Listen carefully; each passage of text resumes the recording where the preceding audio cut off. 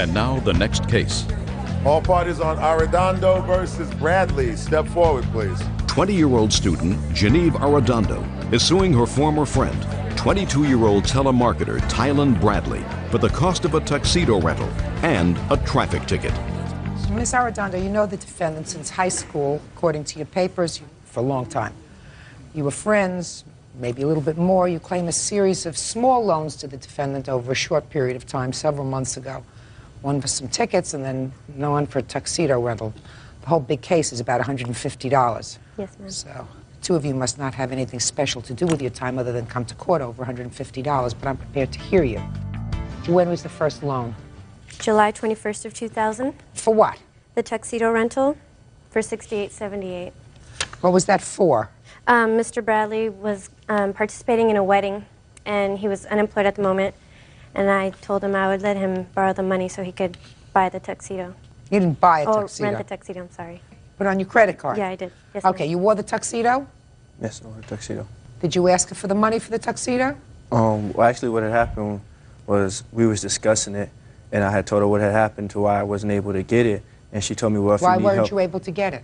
Well, because at the time I wasn't employed regularly, and also I had some money stolen from me that I had saved to get it, and so she said, well, she'll be able to help me. Well, she didn't actually know at the time if she would be able to, but if she could, she would. Then she came back to me and said that she would be able to, and so I accepted because I was going to be best man, so I needed a tuxedo. Did you say you'd pay her back? No, at that time there was no discussion of me paying her back. Why not? Because, as my understanding, she was doing it out the kindness of her heart. No. Did you say to her, that's really very nice of you. When I have the money, I'll pay you back? No. There was no, like I said, there was no discussion over any repayment. When did he say he would pay you back? Look at me. He didn't say a specific date. He didn't say, I'll pay you back. Did you expect to go to this wedding with him? No. Didn't think he was going to ask you to take you to the wedding? I thought he would have asked, but he never did.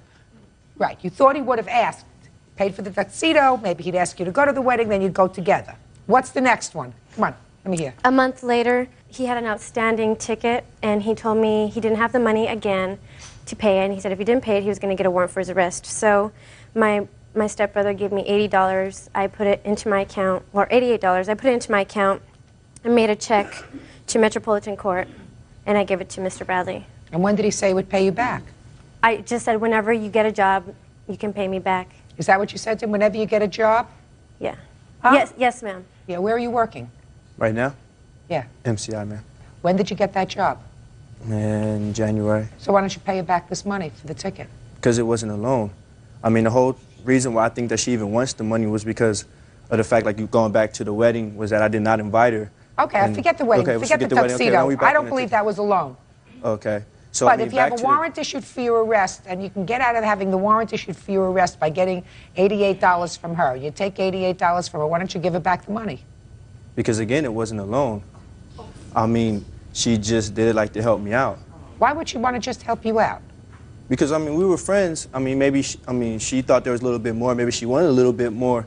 But we were just friends, and the whole talk about repayment wasn't brought up until I had moved in with the mother of my daughter. Then that's when she started saying, well, I need to be paid back. You need to pay me back. You said you was going to pay me back. If somebody helps you out because they like you and they don't want you to go to jail, then the honorable thing to do, the nice thing to do, but most of all the honorable thing to do, the just thing to do, is to pay him back the money. Now, this tuxedo business, as I said to you, I think she thought that she would get to go to the party with you. You didn't invite her. That wasn't really nice. However, it's different when you say, unless you give me the money, I'm going to go to jail. No, I did not say that to her. She asked me what happens if you don't pay it. Then I told her that. What did you tell her? Then I told her that it'll turn into a warrant. Eventually, I would go to jail.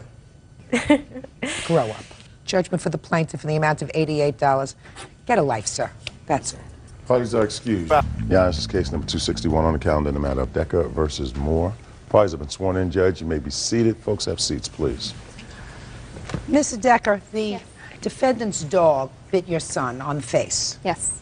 The defendant does not deny that her dog bit your son, but her defense is that you failed to supervise your son, and that's really why he was bitten. Is that right? Yes. Okay. When did this happen? On September 9th, Where were you? we were at Riverside Park in Grand Rapids at a Indian powwow. How large is this powwow? How many people attend the powwow? Couple hundred. Was it crowded? Fairly. What time did it happen? Approximately between 3 and 3:30 in the afternoon. Where was your son? We had gotten back with food and he was about 5 feet behind me. We were sitting in the booth. What booth?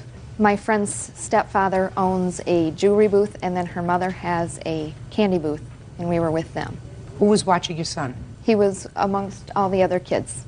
How many other kids? 4. You didn't see this attack? No. How old is he? 5.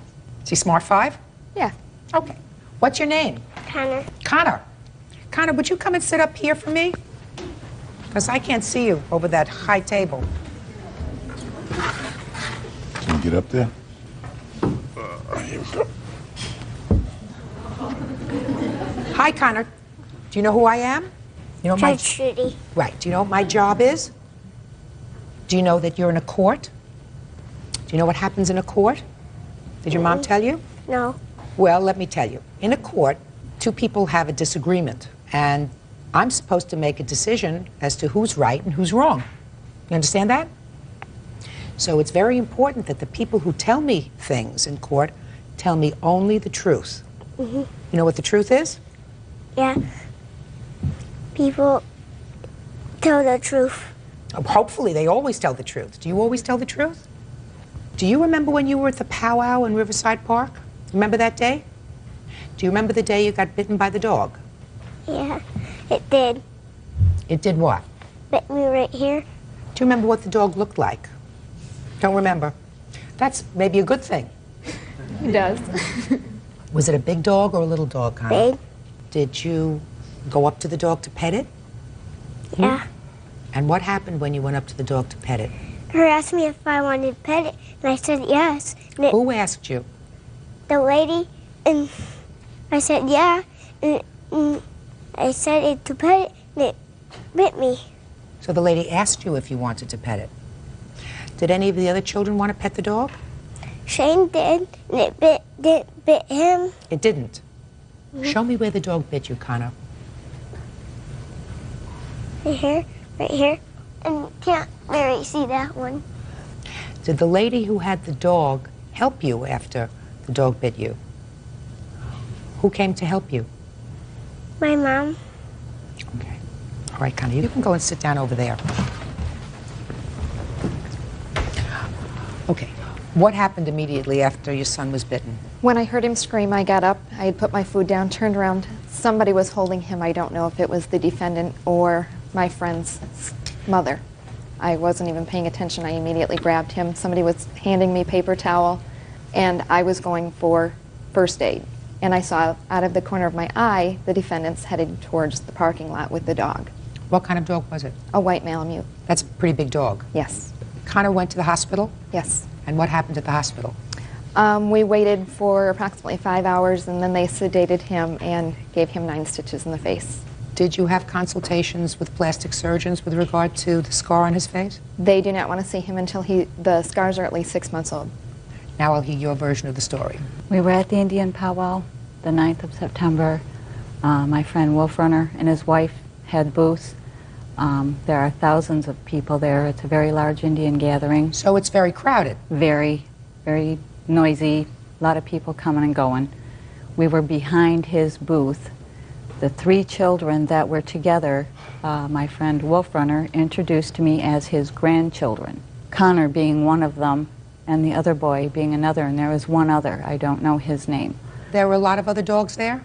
Quite a few, on leashes, just like mine. We kept mine by the booth. The little boy, brother, had pet the dog. I was sitting right there. The dog was on his haunches, sitting. Not a problem. We were very careful. He is a big puppy. He's still a puppy. How old is he? He's a year and a half old. I have pictures. I'd like to see the picture. Okay.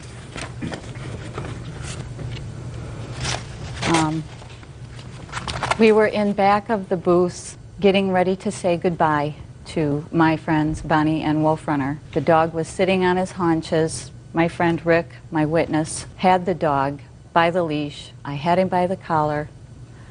The little boy wanted to pet him. The dog never got up off his butt. He petted the dog's nose. My dog never growled, barked, nothing. I don't know what happened. He turned his head, the dog, within a second or less, grabbed his face. Rick had him down on the ground. I picked the little boy up. He was still standing. I called Bonnie, who I thought was his grandmother. That's who I was introduced to. And Bonnie came running out, and I handed the little boy to his mother, if that's who it was. And the dog was never loose nor anything. I understand that. Yeah. There's no question that the dog was on a leash. Right. And after the bite, Wolf Runner said, "Get the dog out of here." I don't know what agitated it. Get him out. I said, "Please let me know as soon as possible." And he said he would. Okay. Step up, please. Tell me your name. Richard Scio. Mr. Scio, if you were to relate to me the events of that afternoon, would they be pretty much consistent with what the defendant had just told me? Yes, ma'am. So the little boy did absolutely nothing to the dog? No. The little boy came up, touched the dog on the nose. The dog did not flinch. He didn't torment the dog. He didn't spook the dog. And the dog, when he turned his face, the dog just went for him. Real cases, real people. Judge Judy. Autumn Decker says her son, 5-year-old Connor, was bitten in the face by Marie Moore's dog. It's not a difficult case. Here we have a situation where you have a child who's been injured by your dog. I don't even have to ask you whether your dog has bitten anybody else before. No. I assume not. Never. But the dog did bite this child. Yes, he did. And who should bear, first, the financial cost of the doctor's bills, etc., with regard to the dog? Clearly, you have to do that. You know, it's always difficult when you take a dog to a large gathering. I'm a dog owner, and I know that even my little dog gets a little nervous when they're around so many, she said hundreds, you said thousands of people. When you have a big dog that's around thousands of people and there are kids, you sometimes run the risk of your dog becoming more agitated than normal, more anxious than normal. So you are clearly responsible. I don't think that you're bad people. You did have your dog on a leash, but you're clearly responsible. I don't buy into this sometimes artificial statutory scheme which says that every dog is entitled to one bite before the owner's liable. In my view, which is, I believe, the common law view of this kind of situation, you have an innocent party and a guilty party. The guilty party had a dog, looks like a lovely animal, but certainly capable of doing damage, and did damage, and you're responsible, absolutely. Your request for judgment is for $3,000, which I assume includes your medical bills and whatever plastic surgery Connor is going to have to fix that scar on his face. Judgment for the plaintiff in the amount of $3,000. That's all. Parties are excused. You may step out. He filed enough papers in our county that they came to my home and took my dog and killed him. Any dog that bites, especially a child, should automatically be euthanized after the quarantine. The lady asked me if I wanted to pet it, and I said, yeah, and I came up to pet it, and it bit me. Yeah, this is case number 410 on the calendar, the matter of Thompson versus Aguilar. Parties have been sworn in, Judge. You may be seated. This case is about your two bulldogs, and you claim that the defendant, without your permission, gave away these two dogs. So my first question to you is, how did he come into possession, into custody of your two bulldogs? He worked at the dog daycare place where I used to take them, and I got in a position this summer where I had to move out where I was living at, and I didn't really have a place to keep them. And when was that?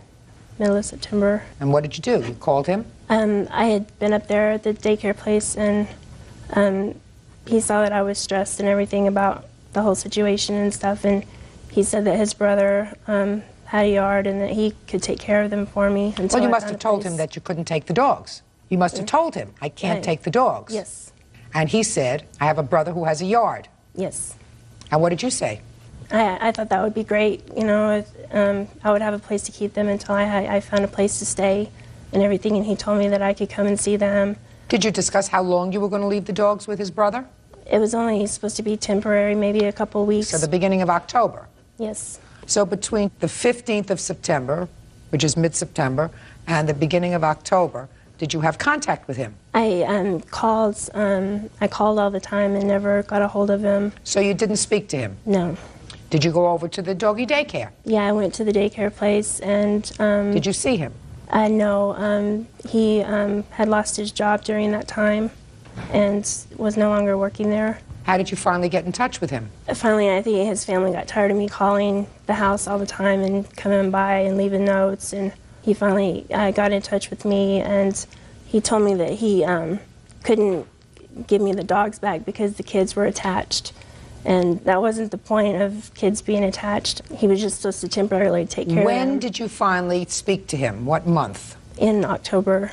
Now, what was your living situation in the beginning of October? I found a place to stay and everything so I could have them with me. And you communicated that to him in October? Yes, he said he was going to get a hold of the people who had them, and I didn't really understand what he meant by that because his brother was supposed to be taking care of them, and he said he couldn't get in touch with them. How long had you had these dogs? I've had the one 2 years and the other one 1.5 years. I mean, I have health insurance on them, and I don't even have health insurance on myself. I mean, I've make a scrapbook for my boyfriends of them. You know, they're my little boys. They're not really what I consider Okay, dogs. Mr. Aguilar, let me hear your version of these events. Mid-September, she asked you what? She came into the shop where I used to work at on a Friday afternoon, and she said she was having some problems. If I could watch them through the weekend, I said, sure. So once the weekend came up, Monday, I called her up.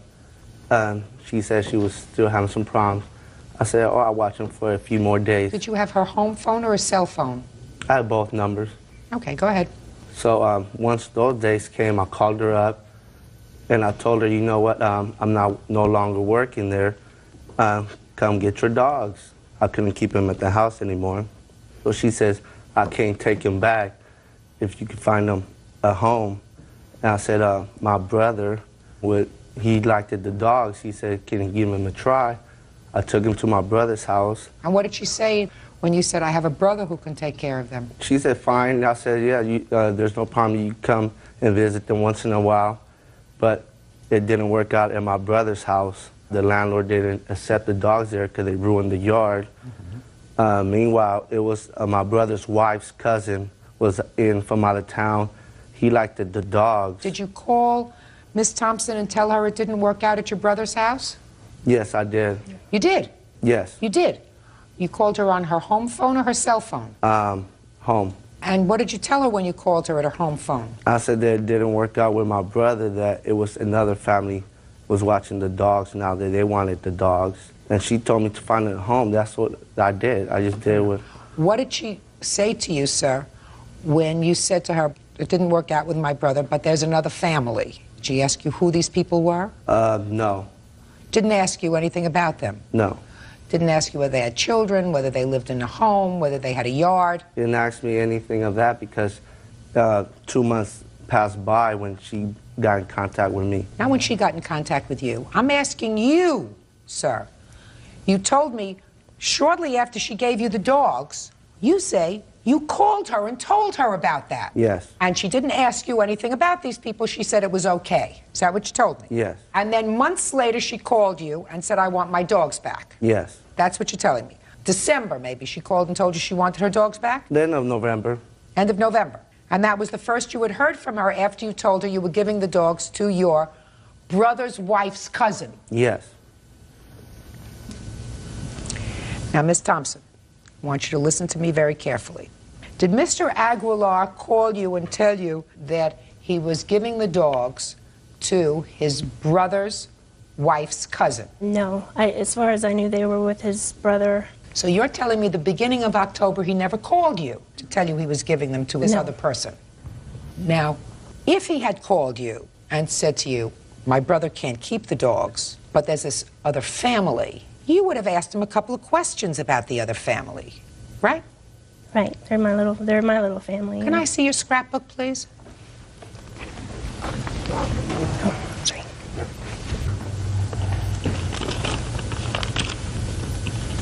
While you were bringing the dogs to the doggy daycare, you brought them there while you were working, is that right? I'm talking about before this time, before you ran into some trouble during the summer.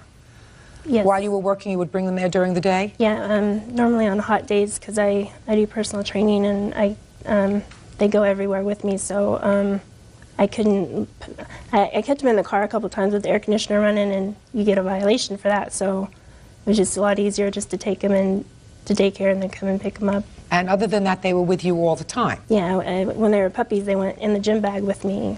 Now, when you took them to doggy daycare, you had to pay for that? Yeah, it's like $60 a day.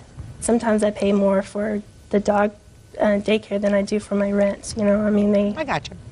Now, Mr. Aguilar, let me explain to you, sir, why I don't believe you. Because if you create a scrapbook like this of your pets, and if you pay a substantial amount of money for daycare for your dog, then a normal person, under the scenario that you created for me, and you said, I called her and told her my brother couldn't take care of the dogs anymore, but there was another family. The first question you would ask is, well, tell me about them. Where do they live? Do they have children? Is there a yard? Could I come to visit them? Because you said I could visit them when they were supposed to be with your brother. Now, you told me she asked you nothing, and all she said to you was fine. I don't believe that, Mr. Aguilar. Not for a minute. Real cases, real people. Judge Judy. April Thompson says former friend Lorenzo Aguilar refuses to return her 2 English bulldogs. Lorenzo says she told him to give them away. Now, I don't know if you got any money for these dogs. English bulldogs are very expensive. I know. Very expensive, sir. So I'm not even going to ask you whether you got any money for these dogs. How much did you pay for them? $1,500 a piece. They're very expensive dogs. These people who you gave the dogs to, Mr. Aguilar, gave or sold or another way bartered these dogs for Mr. Aguilar, do they live out of the jurisdiction? Do they live out of state? Up north in Fresno. Have you spoken to them? I contacted once that the previous owner wanted to visit, and they declined. They didn't want to have to do nothing with it. Mm-hmm. Was any money exchanged for these dogs, Mr. Aguilar? No. And I see the police report that you filed the beginning of November.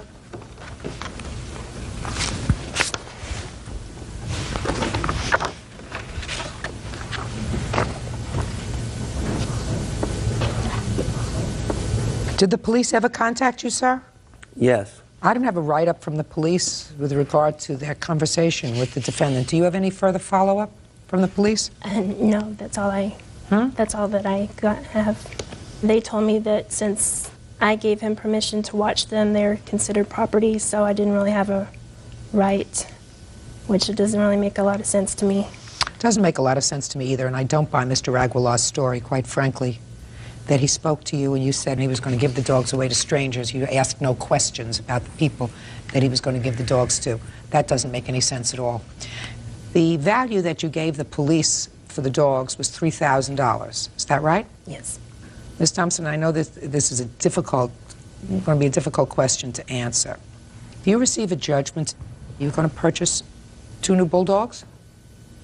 They're not replaceable. I can't replace I know, but them. I can't give you back the ones that you had because I don't have the people before me who have them.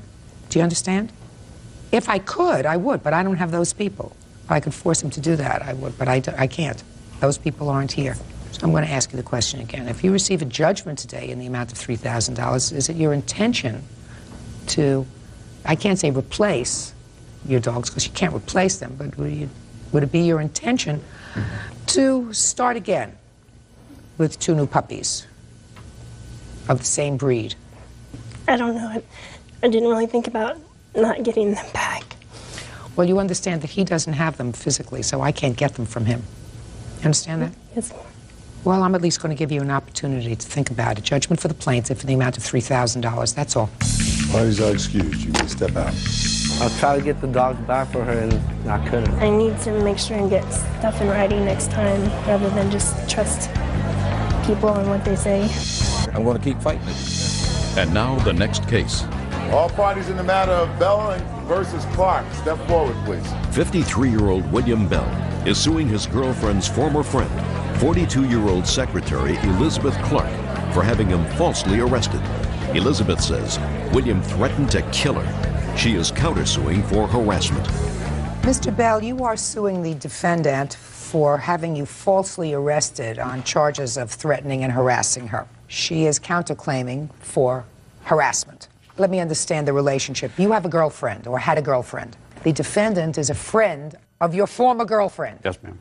You were having some difficulty with the girlfriend. You called the defendant to sort of act as an intermediary and to talk to her and see if you could put things back together again. The defendant then called the police and said that you had threatened her. You were arrested. Yes, ma'am. Okay. When did you call her? February 17th of 2001. Had you ever called her before? No, ma'am. Okay. And tell me about the conversation that you had with her. I didn't have a conversation with her. I got her voicemail. Okay. And I left a message who it was, and I was staying at Baymont Inn Motel. Could you please give me a call? Why were you staying at a motel? I had moved out of my girlfriend's house. So you and your girlfriend had lived together and Yes, had we're a problem? together now. Yes, You are back together yes, now? we've been together, yes. So you went out and stayed at a motel? Yes, ma'am. All right, you left a voice message, and I assume she called you back. She called me back, ma'am, approximately 4:30, 5 o'clock that evening. What was the conversation? Her first question was, when I answered the phone, is this Bill Bell? And I said, yes. She says, William Bell. And I said, yes, it is. Then she started getting very belligerent. Don't tell me belligerent. That's a conclusion, Mr. Bell. Okay. Tell me what she said to you. She was cursing at me for calling Tell her. me what she said. I'm a big girl. I'm over 21. I know that's hard to believe, but I am. You want... I want the words she said to you, that you claim she said to you. She called me I don't want to say it on the mother. A son of Yes. that I was going to get her fired from her job for calling her work. When did you call her work? I found out later that the number I called, which was her home phone number, is a work number at her home. Okay, so first she cursed you, you say, because she called her at her work number. And then what did she say to you? She told me that she was going to get even with me for calling her. And I apologized for calling and leaving a message on her phone. Well, what message did you leave on her phone? Just my name and the phone number where I was at. Okay. And I told her I was going to hang up. And she says, if you hang up, you're going to pay for it big time. And I went ahead and hung up anyway because I'd already apologized and she was still cursing me. And when were you arrested, sir? A while later that they had a warrant out for my arrest. And I talked to the police officer who had called the motel to get a hold of me and left a message. No, look at me. Stop playing with your papers. I called the officer back and he told me there was a warrant, and I went down. I believe it was in April. I went down and I turned myself in because I didn't find out about this warrant until April? No, ma'am. What happened to the charges? Well, the charges were dropped the 2nd of October because the defendant never showed up for court. Okay. And do you have a copy of the complaint? Yes, ma'am. I'd like to see that. And, Ms. Clark, I would like to see a copy of the police report that you made at the same time. Okay.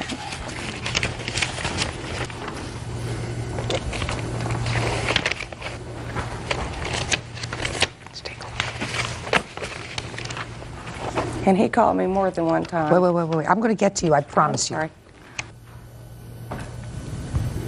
When did you advise the police of these phone calls, Ms. It Clark? was probably the middle of February. Okay, just 1 second. Okay. So you did not call the police the day that he made the phone calls, the day that you had Yes, the I did. conversation? Oh, you Yes, I did? did. So I you did. called the police the same day. All right. Yes. Now, Ms. Clark, I would like you to tell me, he left a message on your voicemail to call him. The message that he left on your voicemail was not threatening to you. No, it's when I talked to him. So I am correct. It was not threatening to you, and you knew who he was because... This is the first time I've ever seen this man. But you knew who he was because of your girlfriend. Right. That's what, just pay attention. Okay, sorry. Now, I want you to tell me your version of the conversation. Okay, I work 2 jobs. I also work at a golf course. Is this relevant to my question? Yes, it is. He went in to my employer, who I have a letter from, was asking for my address and my phone number. Since then, I don't even know this man. He's taken me to court and put... I want you, Ms. Clark, to answer my question. Okay. My question is, I want you to tell me what the phone conversation was when you returned his phone call. He wanted me to get his girlfriend... Tell me what he said. He wanted to know if I would call Lou and get them back together, reconcile their differences. And what did you say to him? No. Did you tell him why? Mm-hmm. What did you say? Tell me what you said. I said, because I think that what you did was wrong, and I think she's better off without you. And what did he say in response? And then he got aggravated. That's a conclusion. Okay. What did he say? He said, well, that doesn't help me out a bit. And I really don't recall the rest of the conversation. It was a long time ago. Well, you have to tell me the rest of the conversation. That's the basis of the... Just more or less said that he wanted me to call Lou, and he said, you're the only one she'll listen to, and you need to get this situation taken care of for me or else. At that point, did you hang up on him? I don't recall. Or did you have any further conversation?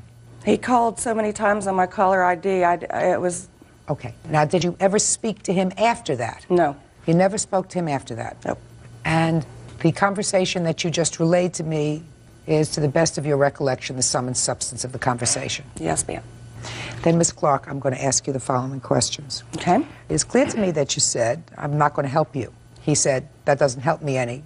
You better help me or else. Those were pretty much his exact words, as you remembered? Yeah. Then can you tell me why you told the police that he said to you, I will get you, I will kill you. Just a second. I'm sorry. I will get you, I will kill you, and then I will kill myself. That is true. Well, Ms. Clark, I asked you 3 times. I know, I'm sorry. 3 times what he said to you. Now, you got the police's attention, certainly, when you told the police, he said, I'll get you, and then I'll kill myself, and I'll kill Lou, and I'll kill everybody.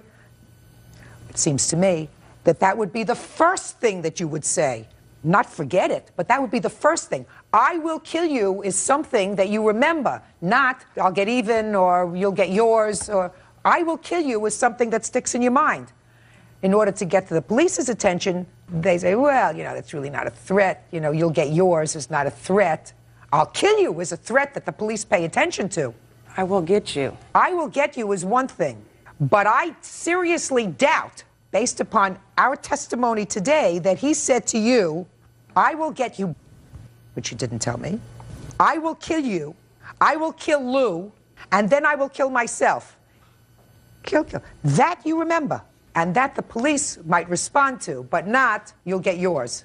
Okay, now let's go back a second. You started to tell me that he's taken you to court 3 times. Yes, yes. Now, I want you to tell me about the 3 occasions when he's taken you to court. Okay, he has put 2 restraining orders against me. The first time that I went to court is when I pressed the charges against him. He didn't show up. So when that's was the first time that he pressed charges against you? April. April. Mm-hmm. And then after he hadn't shown up twice for court, it was dismissed with prejudice on August 16th. So in April, he filed a charge against you for something. For what, Mr. Bell? For what? After this deal After in February, the warrant. I had all the telephone calls we were getting and hang-ups. We were getting calls 11, 12, 1 o'clock in the morning. Did you know where they were coming from? Yes, ma'am. How did you know where they were coming from? Caller ID showed York equipment. Boy, you know, you think this caller ID was a wonderful invention, and it turns out it's used for all kinds of different things. All right, so he filed 2 restraining orders against you. Mm-hmm. You want to know something? It sounds like a little bit of an abusive process, but Ms. Clark, based upon what you did in having him arrested, I think that he was exercising probably restraint. I don't believe that there was any basis for you to have him arrested. I don't believe that he threatened to kill you. I believe that you got the police's attention. That's what I believe. Based on your testimony today, he never threatened to kill you. Never. All right. Miss Clark's statement to the police was designed to get their attention. Because it was said. No, it was not said, Miss Clark, because on 3 separate occasions, giving you every opportunity today to recount what he said to you, the most important thing would be, to any normal person, was he threatened to kill me by saying, I will kill you. I will kill Lou. Then I'll kill myself. Time and time again, all you said was, the last time around, you'll get yours, or I'll get you, or something like that. You left out, I'll get you. That's after 10 or 11 calls, though, Your Honor. Just a second. You never spoke to him again, madam. You spoke to him once, and then you said you did not take the other calls because you saw his caller ID. He left messages. He left messages. Let me hear them. I don't have them. Well, it also seems to me, Miss Clark, that if someone threatened you with bodily harm to an extent that you called the police, and then if you were listening to messages, you would retain them, bring the tape. I don't have so a that tape. there would be no, you would get a tape, so the police could listen to them and then pursue this matter, because then you're dealing with a real nut. He's suing you for $5,000, which he is absolutely entitled to, and I am granting his judgment for $5,000 against you, and I'm dismissing your counterclaim. That's all. Parties are excused. You may step out. Judge Judy continued. Now this case. And now the next case. All parties in the matter of Martin versus Moss. Step forward, please. Nanny Gail Martin is suing her former employer, day spa owner Kimberly Moss, for non-payment of services rendered. Kimberly says Gail abused her 10-year-old daughter, Lauren. Miss Martin, you answered an ad in the paper for child care and light housework that the defendant had placed in the paper. It is your claim that you worked there and you were not fully paid before she let you go. That's correct. Okay. The defendant says you were, in fact, fully paid. Are these the two children she was supposed to take care of? Yes, Your Honor. When did you answer the ad and when did you start working? I answered the ad the first day I noticed it was in there, and there were 3 children, 2 girls and 1 boy. And I started to work on, the first week was October the 10th, and the second week was October the 15th. Okay, and what was the pay arrangement? She told me, I told her what I got at my last job, and she said I paid $10 an hour. And after the first week, which was the Friday, but I had to come back Saturday, she only paid me the $300 from the first 3 days. Well, whatever it was, it wasn't enough because I had worked that first week. The first week, how many days did you work? 4 days. Is that correct? I really don't remember. Well, if you don't remember, then I have to rely on her. And the second week you worked, how many days did you work? I worked Monday, Wednesday, and Thursday. 3 And days. how much were you paid during that 2-week None. period? Yes, you were. The whole time I worked there, she paid me $300. Okay. How much did you pay her? When she first came to my employment, we agreed that she would get $100 a day. And Really, not $10 an hour? No. $100 a day, irrespective of how many hours she worked? Right. First week she worked 4 days, and you gave her how much? Whatever it was, she said you only gave her $300. Well, that's not accurate. Whatever I owed her is what I paid her. Real cases, real people. Judge Judy. Nanny Gail Martin says former employer Kimberly Moss owes for babysitting fees. Kimberly says Gail threw her 10-year-old daughter in the shower with her clothes on. So, what happened the second week? The second week, she was paid up. On the last day, her car broke down. She asked if she could stay with us overnight for a couple days because she didn't have transportation to and from work. And I said that would be fine until she got her car fixed. The first morning of the night that she stayed over, there was a problem. And what happened was I was in bed. My daughter Chelsea came running to me to wake me up, telling me that Gail had put Lauren, my baby, into the hot shower with her nightgown on. So I got up and ran into her bedroom, and there she was crying, cuddled up in the corner in the hot shower. So I got in the shower with her in my nightgown and blocked the hot water from her and adjusted the temperature, and to try to reduce the trauma of what had already occurred, took a shower with her, got her out, we all got ready for school, took her to school. That is why my secretary drove her home, because if I was to confront her about it, it would have turned out ugly. So I had my secretary relieve her from, that was the last day. in the shower? No, ma'am, I would never do that to a child under any circumstances. Never. And if this did happen, how come she didn't call HRS? That's what I'd like to know. When she told me she didn't have the money. Was in the shower? The baby, Lauren, was. Lauren? Come up here.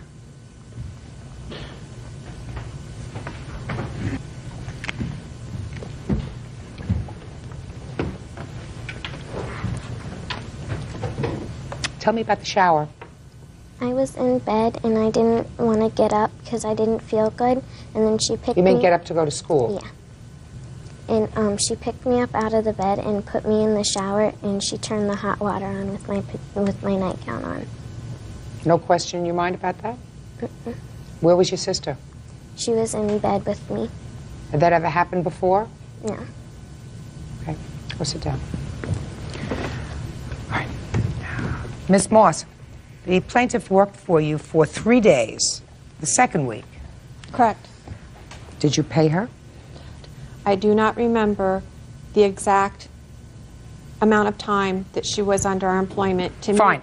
Then I have to rely on her records for those days. That's fine. That she was. Now, at that point, did you fire her? That day, absolutely. That day, she was let go? Absolutely. Okay. You say not. Is that right? No, she explained to me she was going to go to Daytona Beach with her boyfriend, and that her business that she just opened, her Kimberly's Day Spa, they do facials Whatever. and massages. You were and told whatever. that your services were no longer Yes, necessary. because her business hadn't taken off like she expected it to, and that she couldn't afford it. This child that's wearing that nice little Sunday school outfit, that's not what they wore when I worked there. They dressed shamelessly. What do you mean shamelessly? They dressed in little Daisy Dukes with half their butt poking out the bottom, and little things with their belly buttons showing, and trying to go to school like that. They were, and makeup, and they were hellions. And what about they were 9 and 11, going on 17. Go ahead. I came back on the Monday to collect some money that she owed me from that previous week. Her oldest son was changing the locks on her house door. And I said, well, what happened? He says, don't expect to find any money here. We had a break-in. Our safe was broken into, but I didn't see any black powder anywhere. So he said, we don't have any money to pay you. So why would she have to do that if she paid me the week before? Okay. Now, okay. Ergo. Okay. You work there according to your records, and since she doesn't have any records of her own, which she should have, a total of 7 days. I am crediting her testimony that your agreement was $100 a day, and that she paid you, according to your records, which I am crediting, $300, which means she owes you $400, and I'm issuing a judgment for the plaintiff in that amount. That's all. Parties are excused. You may step out. Yes. And now the next case. All parties in the matter of Robert versus Josephowski, step forward, please. Student Kathy Robert is suing her former friend, freelance event coordinator Marion Josephowski, for the value of her pets. Marion is countersuing for harassment and lost wages. Ms. Robert, the defendant was a friend of yours, according to you, and agreed to do some pet sitting for you. That's correct. And according to you, she sold your pets to a local pet store. You want to be compensated for the pets. The defendant says that she did, in fact, agree to watch your animals for you for a day. It ended up being 3 weeks. She couldn't keep them anymore. She is counterclaiming alleging harassment. So why don't you tell me when and under what circumstances she agreed to do this pet sitting for you? She agreed originally to do it for me on July 8th. I came over and left my animals on July 16th. It was supposed to be... Okay. What kind of animals were they? I had 3 birds, 1 bunny, and a small fish aquarium. 3 birds, 1 rabbit, and 1 fish tank? Small aquarium, yes. Well, what was in the aquarium? Some guppies. Is this just a bowl? Mm-hmm, a bowl. So you're talking about a fish bowl, hardly an aquarium. No. 3 birds, what kind of birds? A plumhead parakeet and a white-faced cockatiel and a albino parakeet. Why did you tell her you needed her to watch the animals for you? I was moving out and my apartment wasn't ready yet, and I couldn't put the animals where I was going to be staying, so she agreed to take care of them, and I gave her $50 to do that. Did she give you $50? No, ma'am. She gave me $25, a check which she asked me not to cash for several days, which I complied with. Does that sound right to you? No, because she had a closed bank account and I couldn't give her a check, so I gave her cash on different times. That's not true. What do you mean you gave her cash at different times? I gave her $25 initially, and then whenever I would come over to visit, I'd give her $10. All right, so initially you did give her $25. Initially. Okay. Now, you brought the animals over on the 16th? Correct. Then what happened? And then I came over to visit once a week. She knew that she would be watching the birds for about 3.5 weeks. Don't tell me what you knew. Did she come over once a week? About that. Fine. How many weeks did you visit? 3. When did you tell her you wanted the animals back? I had asked her if she could watch them till about August 15th, but she said that she needed me to come pick them up about August 8th. So I said, okay. And I tried to call her August 8th, 9th, 10th, 11th. Never got a phone call back from her at all. Well, when was the last time you had visited your animals? I believe it was July 31st, and I went over on July 31st, and my bunny wasn't there. She said that the bunny was being cared for by her ex-husband, which we later found out was a lie. They were over at her little girl's friend's house, and we went there approximately 6 weeks later and picked it up from the little girl's friend's house. Okay, so the bunny you got back. The bunny I got back, and I bought back one bird from Just the a pet minute, store. bunny you now have. The bunny I have. What happened with the birds? Because it's the birds that we're talking about. Well, Your Honor, she did ask me to watch them, but it was only for, quote, a few days at the most. Okay, but she came to visit. According to what you just testified to, she would come once a week. So you knew it was more than one day, because that's what you say in your answer. Initially, it was 1 to 3 days. Okay, but it turned out to be more than that. Correct. And you knew it was more than that because she came to visit once a week, according to you. Right. You said that. So why did you give away her animals? Because Or sell I told her, each time she came to visit me, I told her that she needed to pick them up by the 12th. By the 12th of August, I needed them gone because my landlord did not allow me to have pets. And she said, if I can't have... Would you look at me? If I can't have a place for them to stay, then can you find someone to watch them for me? And so I found someone else to take care of them, and they, in turn, got rid of the birds. I did not. I just did what she asked me to do. Who did you give the birds to? A friend. Give me the friend's name. Jeff is his name. And you gave Jeff the birds when? On the 14th, when I was moving out. After I waited for her to come, and she did not because my door was ajar open all day because I was fixing the door so that I could move out and get my deposit Your Honor, back.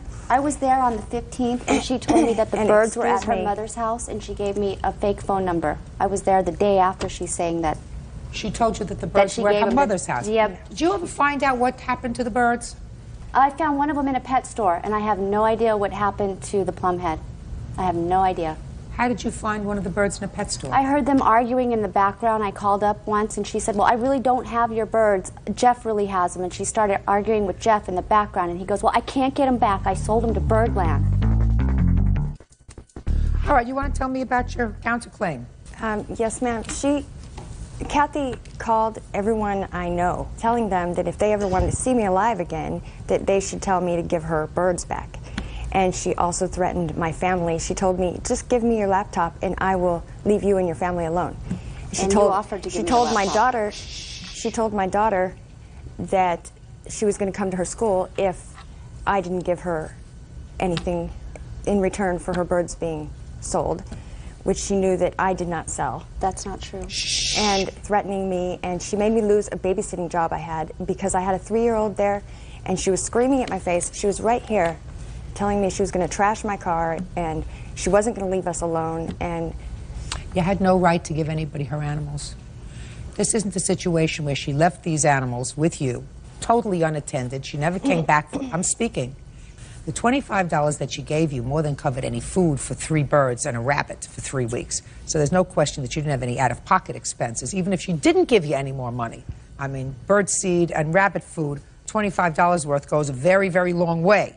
So what you had to do was just return them to her and get them out of your house. But she asked me, Your Honor. You chose not to do that. You chose to give them to somebody who was unreliable. No. That's boyfriend Jeff. Excuse me, Your And Honor. if Jeff, no, now Excuse you me, listen Your to me. And if Jeff sold them, you are responsible. You agreed to take care of her pets and you chose not to do that. Until a certain time, Your Honor. No, she you agreed. chose not to do that. She agreed to pick them up on the 12th, Your Honor. And you chose a path that was wrong because you had another path that you could have chosen, which was to take the animals, 3 birds, because you already didn't have the rabbit, and take them to where she was living and say, I did not know here where they she was are, living. Then pick up a phone and call her. I knew her for 3 weeks before all this happened. She just starts dumping her stuff and all of her pets on me, and She I was didn't just dump trying to help anything her. on you, madam. According to you, she would come by once a week to visit them.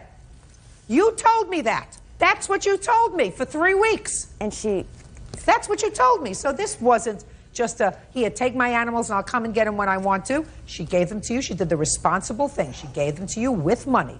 Then she came once a week to see them and probably gave you an extra couple of bucks too, although you don't acknowledge that. However, even if she didn't, she gave you enough to take care of them. You had a responsibility And to I do did the take right care of thing. them. You did not.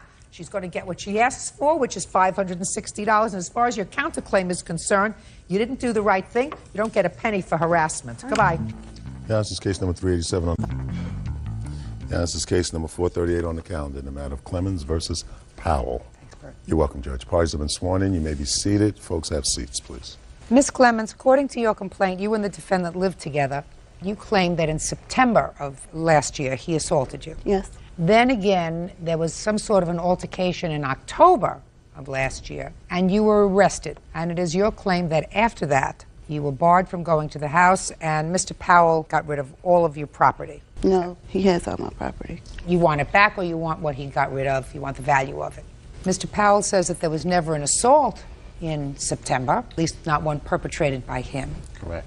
And that the property that you're speaking of was property that you were supposed to retrieve with the assistance of a third party pursuant to a court order. You never got a third party to come and get your property, and he got rid of it. Correct. Okay. How long did you live together, Miss Clemens? 2 years, a little over 2 years. From when to when? From November of 2000 until October of 2001. 2002. Were you living in his apartment, your apartment, or is it an apartment that you moved into together? He moved into my apartment, and after that, we moved into a house. So you were living in 2002 in a leased house? Yes. And in whose name was the lease? Both of ours. Is that right? This is correct. And when did the lease expire? February 1st of 2003. So at the time that you left the house in October of 2002, there was still a few months to go on the lease. Is that right? All right. Now I want you to tell me first, since you're suing for this assault that allegedly happened in September of 2002, I want you to tell me the circumstances surrounding that assault. Me and Mr. Powell got into an argument, and basically it was the same thing, arguing about who did what, and basically we weren't getting along. We weren't getting along at all. And he hit me. What time of the day? Where were you? And it was nighttime, and I was in my room. And he just hit you? Did he hit you with a fist? Did he hit you with an object? Did he hit you with a hand? His open hand. And what happened after he hit you? I cried for a while. We argued some more, and he left out the room. And then what happened? The next day I woke up feeling sore all over, so I went to the hospital. You have a hospital report? Yes, I do. Let me see it.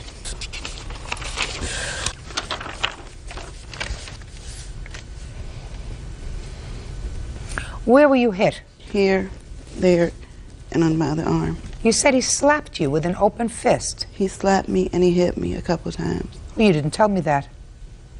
I'm sorry, I wasn't clear, but he slapped me and hit me a couple times. Did you go to the police? No, I did not. I refused After you went to the hospital, where did you go?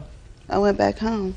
Did you tell them at the hospital that you have a safe place to go? Not exactly, no, because... Well, that's what they say that you told them. Yes, that you had a safe place to go, and the safe place to go is you went home. Yes, because he was at work. It was safe at home. He was gone. Well, did you pack up your things and leave? No, I did not. Why not? Because I was in love with Mr. Powell. We had had arguments before. So then if you were in love with Mr. Powell and you decided to stay, yes. And I'm not interested in your suing him now because he slapped you in September when you went home and you decided to stay. Do you have children together? No, we do not. So the only thing that you have together is a lease? Yes. Do you work? Yes. Were you working at the time? Yes. So then you're not financially dependent upon him for any reason? Oh, no, he was financially dependent on me. So that there was no reason why you couldn't just pick up and leave?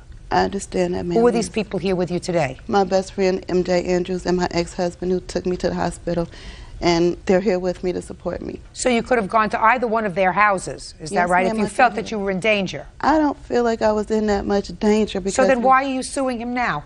I don't... The suing him for the violence is not important. What's important today is my things that were left in the house, and I did try to obtain Just a third 1 second. party. I'm not there yet. So what you're telling me is you just threw in this September incident No, they asked for good me, measure. They asked me what happened, and I told them. Well, you could tell them, but you had no inkling to sue him for this. Fine. Important. That's good, because for me, you wouldn't get anything. I'm not even sure that it happened. Now I'd like you to tell me what happened in October. I'm going to you because according to you, there was an assault in October. Correct. And she was arrested. Correct. Let me hear what happened. Okay, basically what happened was, as she may have mentioned, that we were not getting along at this point in our relationship because of the different mood swings that she would have, as well as the what I would characterize as obsessive, possessive type of behavior towards me in our Powell, relationship. Yes. How long did you know Miss Clemens? I knew her for 2 years. When you knew her, was she taking medication? I wasn't aware of her taking medication until maybe 6 months in our relationship. Either an antidepressant, is that what you take, antidepressants? Yes. I'm no longer on them. Hmm? I no longer take them. But you were taking them for quite a while. Yes, and Mr. Powell knew because That's all. You were taking them for quite a while. But Mr. Powell was aware of the time that I got the prescription, and he knew how long I was taking them and why. Between 1995 and 2000, had you been taking antidepressants or any other psychiatric medication? I only started taking Zoloft, which is an antidepressant, in 2001. Okay. Prior to that, no, Nothing. In October, sir, Yes. you want to tell me what happened? As she said, she was prescribed, I said she was prescribed medication, but she wasn't taking it, or if she was taking this medication, she was taking it with the addition of alcohol at the same time, which basically caused the violent mood swings. There was a lot of violence anyway. October 3rd, it escalated to the point where she pushed me through a glass door. The glass was already broken from an incident that she had broken this glass before for being upset with me, and that was basically how she showed her anger, was to break things and throw things. Anyway, the police were called in. She was arrested at that point. On the 3rd of October? Correct. There's a temporary protection order that's given with any domestic violence case. She violated that temporary protection order by constantly harassing and stalking me, as well as coming by the house, as well as the number of phone calls that she will call. Like I said, I have an answer machine that takes 50 messages. She would fill those up totally. I presented this to the police department, and they rearrested her for violation of the When did they temporary protection. rearrest her? November the 4th, I want to say, Your Honor. I'm not sure exactly when, but at that court date, she was dealing with some bad check things, as well as a preliminary trial on this domestic violence. They rearrested her that day because they had a arrest warrant out for her, but they couldn't find her. They got her when we went to court that day, so she was rearrested at that time. So I made sure that the judge understood that my problem is only this. I want this woman to deal with the medication and help herself. I even told her I don't even want her to have jail time, as opposed to, could you just make sure that there's something in place that she gets treatment for her symptoms. And basically what she was doing was she was causing me and my son, she was jeopardizing me and my son's life through all these different things. Okay. Judge Judy continues in a moment. After she basically kept violating judge's orders and putting me and my son's life in jeopardy, I felt that there was no need for me to keep this going on. This civil case is basically the same example of her trying to keep some type of relationship going here, Your Honor. Real cases, real people. Judge Judy. Lisa Clemens says ex-boyfriend Ricardo Powell owes for the return of property and for an assault. Ricardo says Lisa is a violent woman. Miss Clemens, in November, did you plead guilty to any of these charges, and were you given a year's probation? I pled guilty to the violation of the protection order, and they dismissed the domestic violence. The underlying. The only reason I placed those phone calls to Mr. Powell in violation of the protection order was because I no longer had any of my things. Mr. Powell denied a third party on two other occasions. Wait just one second. I'm not there yet. I asked you if you pled guilty. The answer is yes. You had an attorney, is that right? Yes, and I spent a night in jail. Okay. Now, as part of the order, the judge told you that you could send a third party for your property. Yes, but Mr. Powell... Just a second. What was the name of the third party that you designated to get your property? My Aunt Donna. Mr. Powell denied. Just a second. What was wrong with these two people here to get your property? My aunt was available with me in court, and therefore the people, when I left the courthouse that day, we designated her because the court officers were there. Who designated her? My lawyer and I, because she was there. She was available. She was in court. Was that part of the order? No, it's not. The person is designated on the court papers. Okay. I went back to court, Your Honor. I'm not there yet, Ms. Clement. I'm trying to go in order. When, for the first time, were you contacted by Ms. to get her property? There was never any contact business. There was only contact by Lisa a week after the trial. Just a second. Yes. A week after the trial. The trial. Correct. Did you, Ms. Clements, go to the defendant's house? No, ma'am, I did not. Did your aunt go to the defendant's house? No, she did not. I have a witness here today that he claims was with me. I have not even driven down the street. Just a second. Is there any reason why you brought these two witnesses here today instead of your aunt? Because my aunt is working and she could not get off of work. Don't these people work? Yes, but... Listen to me, Ms. Clements. The defense that Mr. Powell has in this case is that you were instructed by the court to have a third party retrieve your property. His defense is you never had a third party contact him in order to get that property. You say that you did, and that third party was your aunt. So it would seem to me that that is a key witness.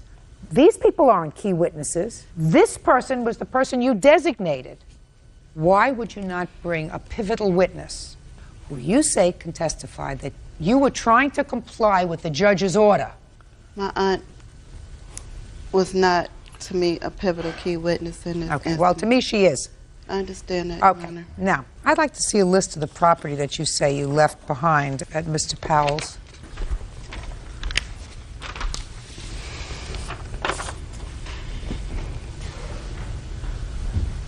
Do you still have the bed with the mattress and box spring? No. Chest of drawers? No. Jewelry? No. What'd you do with it? She had a couple bags of clothes, some books, and she does have one dresser. It's a desk. Right, that's it. Other than that, everything else is thrown out, which was shoes, it was toothbrushes, personal items, things of that nature. After she basically kept violating judges' orders and putting me and my son's life in jeopardy, I felt that there was no need for me to keep this going on. This civil case is basically the same example of her trying to keep some type of relationship going here, Your Honor. Mr. Powell, I want you to tell me, sir, when she was arrested in October. Correct. Now, up until that time, the two of you had lived together for a couple of years. When you lived together for a couple of years, you accumulate property. You have your clothes and things. Did there ever come a time when you gave certain of her property over to somebody so that she would have clothes and shoes? As soon as she got out of jail, she was there within 2 hours with the police escort to get her things. They gave her things. They allowed her to take things out that day. So she took most of her things that first day. Miss Clemens, on October the 4th, were you accompanied by a police officer, easy to verify, back to Mr. Powell's house to retrieve some of your property? Yes, I was accompanied by the police officer. And how long did you stay with the police officer, which is also easy to verify, in Mr. Powell's house? Mr. Powell rushed us out after about 20 minutes. He told me to get what I could get and get out.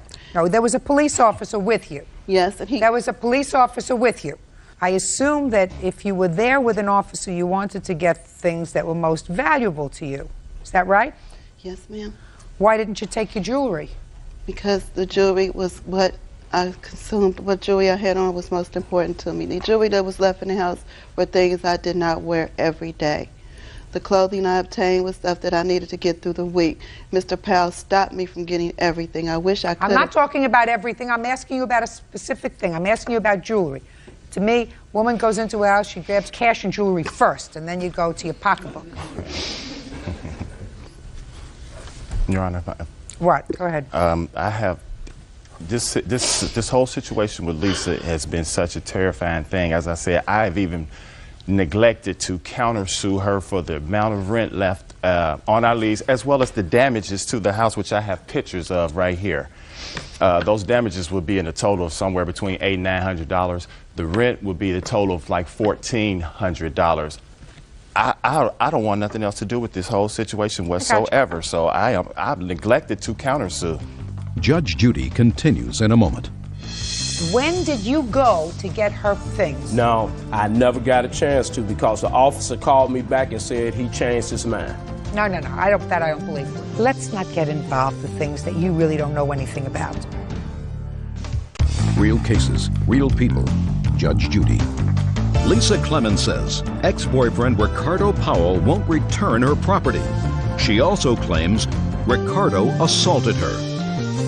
I would like to know, Mr. Powell, on what date you disposed of, according to you, these couple of bags of clothing and shoes. November the 19th, the day that she came over a week after the trial in violation of the judge's order. There was no more purpose at that point. She was going to keep violating the protection order. She was going to keep violating the judge's order. Now, she was found guilty on the violation. She was found guilty on the domestic violence.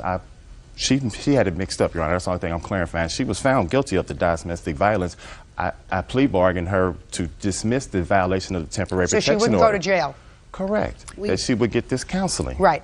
So she wouldn't go to jail because Correct. if you're found guilty on the violation, what? Correct. Yes, You want to say something? Yes. Well, step up for a second. Tell me what you want to say. Your last name is? My last name is Twyman. Go ahead. I went with the police to their house to get her clothes and things. Is that the day she was released? This was the second time, I believe.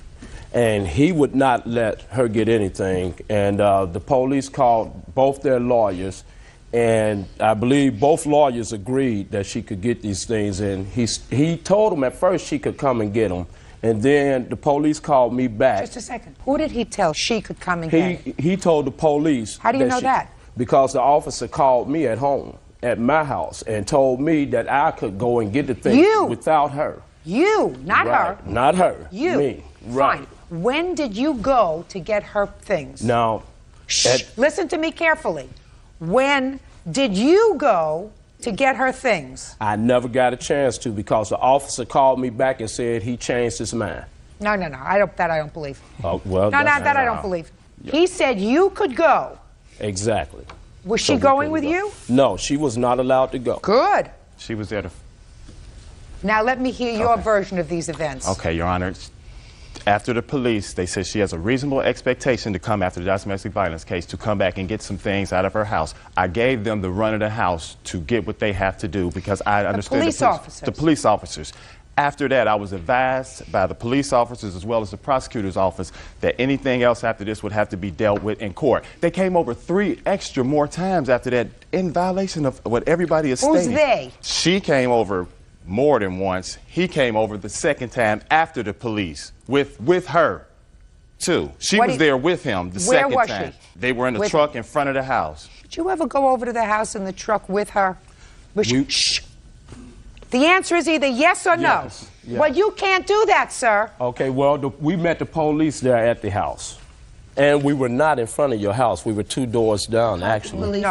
We called the police before going to his house. She can't go there, sir. Don't you understand that? Exactly. I understand that. Okay, Jan, if you may, if she can't go there, why would he have her come there and pay the rent and then put her out? Again, after the whole situation. Let's not get involved with things that you really don't know anything about. Thank you. I know Okay? about it. Okay?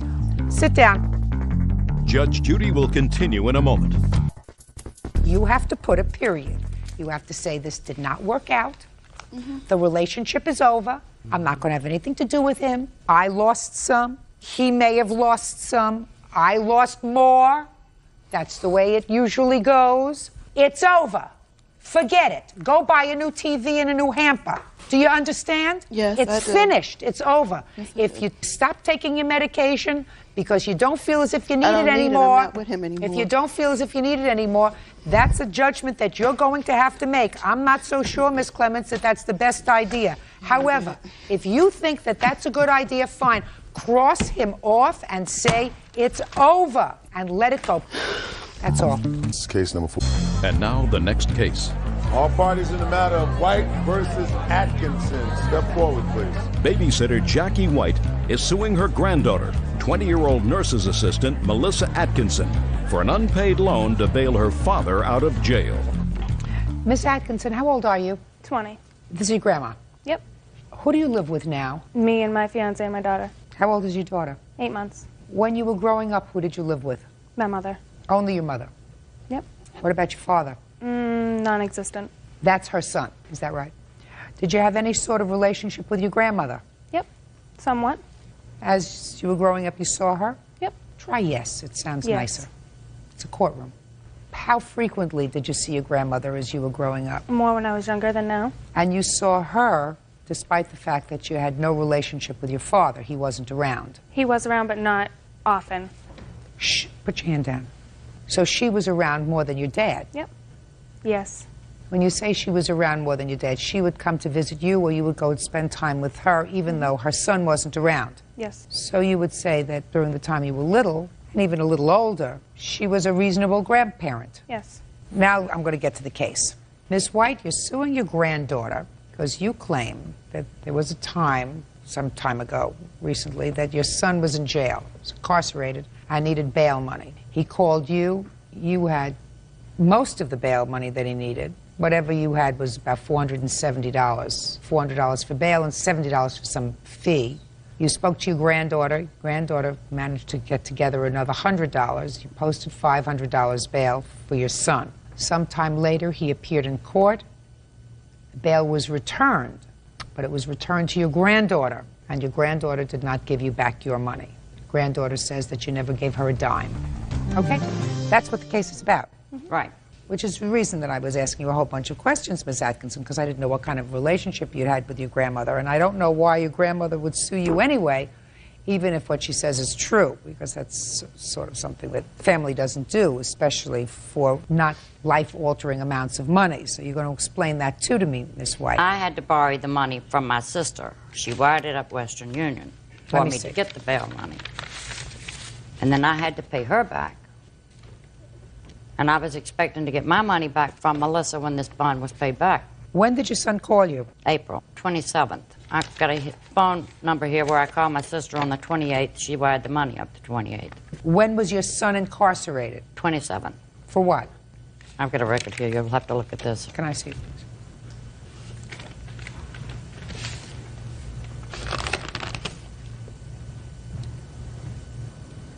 Domestic abuse.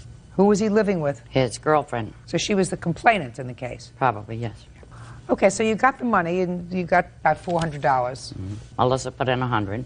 Okay, and when did you call her? I called her that day to go with me, ask her if she had any money to help me pay the bill. She said she'd get up 100. I told her I had 400 coming. And that's what the bail was, 500? Yes, she went with me to pick up the money from the Western Union. She was with me when I picked it up. We proceeded to the jailhouse. I let her put it in her name. It's my granddaughter. I don't think she's going to try and get the money, keep the money from me. The day he got out, the day this was all dismissed, I called her up, told her she'd go down and pick up the money. According to her, she didn't have a driver's license. She needed $700 and something for a license. I said, I can't do that. Get your mass ID. I can't do that, she says. So that was it. I never did see the money. That was the end of it. Okay, go ahead.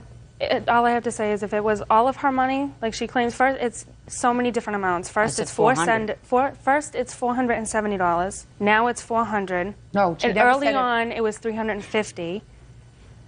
Oh, you tell me what? You tell me your version of the story. I'm just telling you that if it was all her money, that day I got called out of work to come and get $500 up. Tell me what happened.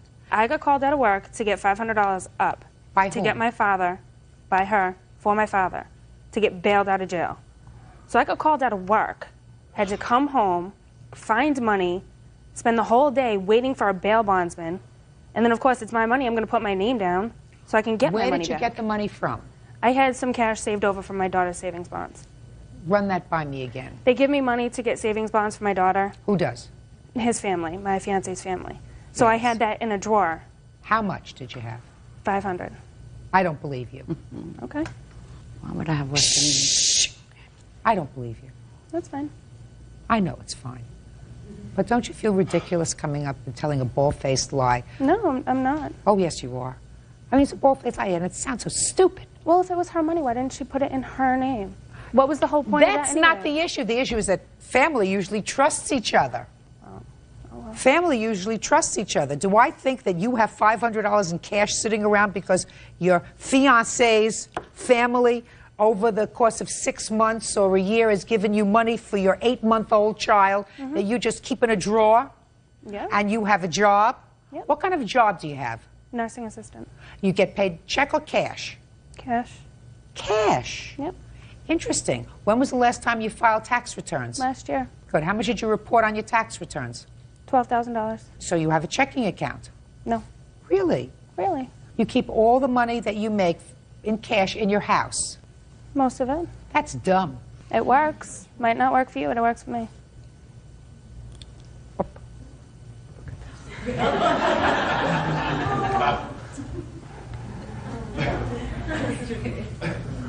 You have to see.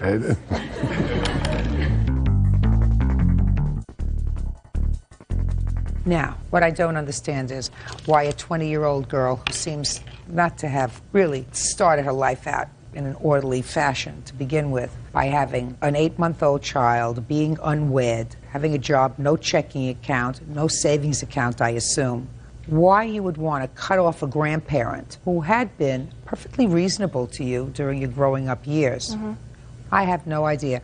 But if attitude could make you wealthy, you'd be a very wealthy woman. Attitude is not going to make you wealthy. Being an honest person will make you at least an honorable person. Never going to get there. Thick. Maybe it's your son's genes. I hope not. Well, maybe. Anyway, the $70 she doesn't owe you. She owes you $400 because the bail was $500. It may have cost you $70 to get the money from your sister, but all you put down was $400. I believe that you put down $400 in bail, and I believe she got that money back, and I believe she decided she needed it. You get it back. That's all. Judgment of the plaintiff, $400. That's all. Now, this is case number 271 on the calendar in the matter of Scheibel versus Lukowski. Parties have been sworn in, Judge. You may be seated. Folks, have seats, please. Mr. Scheibel, the defendant was your son's hockey coach, is that right? Correct. And it is your claim that he filed false charges against you, alleging certain threats of violence and harassment. You want to be compensated. Correct. The defendant says that whatever charges he filed against you were absolutely accurate, and he has a cross-complaint because he said that you have continued to harass him. Correct. How long has your son been in a hockey league, Mr. Scheibel? It's going on probably 2 years now. And how long has the defendant been his coach? I believe this is the first year. Had they had difficulty from the beginning? It seemed like it started from I believe, the first game. Well, tell me about it. Something had happened on the bench, I'm not quite sure, and then he accused my son of saying vulgar words. And then after the game, my wife had confronted him about it. You weren't there? Yes, I was there, but I was at a different part of the ring. So this is when the trouble started. So maybe you can tell me. What happened at the first game, if you remember? Steven Scheibel on my team was in the corner of the bench making gestures like this. I asked him if he was doing okay, and he said no. I thought he was ill. Therefore, he didn't go out the next few shifts. Another young man walked off the rink onto the bench and said to Steven, "Are you okay?" And I said, "No, he's sick." And he goes, "No, I'm not. F you." I turned to the other coach. I says, I was just cursed at again, which was several other times during practices as it had happened. This young man cursed at you other times? Oh, yes, ma'am. This has been a constant problem with Steven Scheibel, his behavior. We as coaches have took disciplinary action by benching him. And in this particular case, I was the one that went and approached Mr. and Mrs. Scheibel outside the rink to advise them of their child's behavior. I said to Mr. and Mrs. Scheibel, I want to let you know of an incident that took place, what their son had said to me. Mrs. Scheibel then called Steven over and asked him if he said, "Did you say F you?" And Steven said, "No, Mom." So he lied? Yes, ma'am. And then... Sure you did. And then Mrs. Scheibel started yelling at me, "Don't be making things up about my son." And so she's an idiot too? Yes, ma'am. Hey, before we get to any claims of false charges, let me tell you exactly where I'm coming from so you understand. Usually, fathers who participate as coaches do so because they love the sport and they generally like children. So that I have to assume that the man standing before me is not a psychopath and that the reason he participates in the sport is because he likes children and he likes the sport. So if somebody in authority comes over to you and says to you, "Madam, your son's got a toilet mouth," you believe him. Mm-hmm. Yes, now you're saying yeah. I did. I believed him. That's why I went and got my son. And your son said, "No, I didn't say it"? I said, "You have to apologize to this man if you said that." Stand up here. Yeah. Not if you said that. Not if you said that. How dare you open your mouth to him? Right. Because he just looked at me before and said, "I didn't say that." Right? Right. Yeah. You're a liar. I didn't say that. Yes, you did. Yes, you did. You may con her, but you don't con me because there's no reason for him to lie. You know how many punks like you I've seen in my life who have a fresh mouth? Tens of thousands. And the majority of the ones that continue to get in trouble come from parents who don't think that they do anything wrong, who blame somebody else. There shouldn't have been a question, did you say it? No, not did you say it. He said it. He lied to you, he lied to me. The only thing is, I call him. Now sit down. What happened afterwards? Well, after we started taking disciplinary action against Steven regarding other incidences, one was he punched another player on our bench in the stomach, completely disruptive, which led up to having him dismissed from the team. That's when all my problems started, Your Honor. I had death threats called to my house. I've had motorcycles show up in front of my house. Mr. Scheibel continually showed up at our games at 3 different facilities using profanity, and I'm not talking just trash talk. I'm talking vulgar words in front of all the children. How many times did Mr. Scheibel show up at games where his son was not a participant? And give me the dates and the places. 13. I can go right through the dates, Your Honor, if you Can like. you do that, please? On August 4th, Go ahead. that's the time that Mr. Scheibel came after the other coach and I. On August 6th, he showed up at the Great Lakes Sports Facility in Fraser. What were you doing there? My son was supposed to be playing, and my son went down to the locker room, and the coach's wife, she had told him that he's no longer on the roster. So did you stay or did you leave? Well, I went down there to see what was going on, and she came up to me, and I told her, I said, why are you talking to me? You have a PPO out on me. Who had a protective order against you? Mark and the coach's wife, which I don't understand. When was that issued, sir? I believe it was 8-4 or 8 something. The 8. Can I see the protective order, please? All right, so now he knows that the kid's not on the team anymore. Now it's August 6th. If he ever knew Actually, before... Your Honor, he had been advised the previous evening when... Fine. I assume he knew the previous evening. He Right. came down there just to test it. But when was the next time he showed up at a game? On August 10th, he showed up at Joe Dumar's field house, a different facility that we were at. And at What were that- you doing there on the 10th, sir? Was that the day, Stephen, did he play? Did he play on that date? No, ma'am. Was he scheduled to play? No, ma'am. What were you still doing involved with this hockey team, sir? Your son was kicked off the team because of his behavior. What were you still involved for? He was still playing at this Yeah, time. he wasn't kicked off yet. He technically was not kicked off until, I think it was August 12th. Fine. After August 12th, did he show up at any game? On the 12th, he showed up at Great Lakes Sports Facility in Fraser and threatened the other coach, his wife, and myself again. What did he say when he showed up on the 12th? He said that we better put his son back on the team. I haven't seen the end of him. I will pay. Basically, I don't know if it was this conversation. I better sleep with one eye open. Judge Judy continues in a moment. You said, my son better be back on this team or you better sleep with one eye open. That's a threat, and I believe you said it. Oh, yeah. Real cases, real people. Judge Judy. David Scheibel says after an incident at a hockey game, his son's coach, Mark Lukowski Sr., filed false charges with the police. Mark says David threatened his life. Now, on the 8th, there was a protective order issued. What was that based on? Your Honor, I had received the threats, and he continually came to the facilities.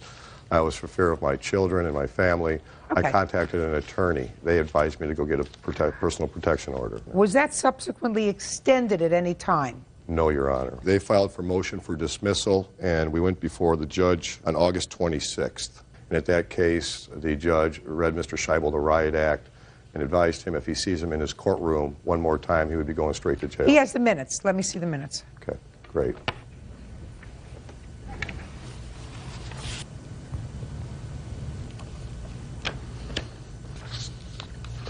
According to statute in your jurisdiction, statute requires 3 contacts that are unwanted after notice. He has to have notice. He does go on to say, now he's on notice. And if there's further contact with you or your son or your family, then you can come back to court. He was not happy with you. Judge is not happy with you. He didn't say he didn't believe what he told him. He said their statute requires 3 contacts. I don't know why it requires 3 contacts. 1 would seem to me to be sufficient. However, you have no right to come in and sue him. Absolutely none. If you put him in fear because of your conduct, then there is no question that by going to the games where you didn't belong, after your son was already on notice that there were problems, and you put yourself out there, he had a right to say, I feel threatened, and I'm afraid, and go to court and seek a protective order so that you would stay away from him. And the protective order is very simple, Mr. Scheibel. It says you're prevented from assaulting, attacking, beating, or molesting him, which you shouldn't do anyway. Interfering with petitioner at his employment, education, or engaging in conduct which impairs petitioner's employment or education, you can't do that anyway. Harassing him, approaching or confronting him in a public place or on private property, you're not to do that anyway. But it also says you're not to appear at his workplace or residence. They've laid those things out. The first part of this protective order prohibits you from doing what the law proscribes anyway. So what's your complaint?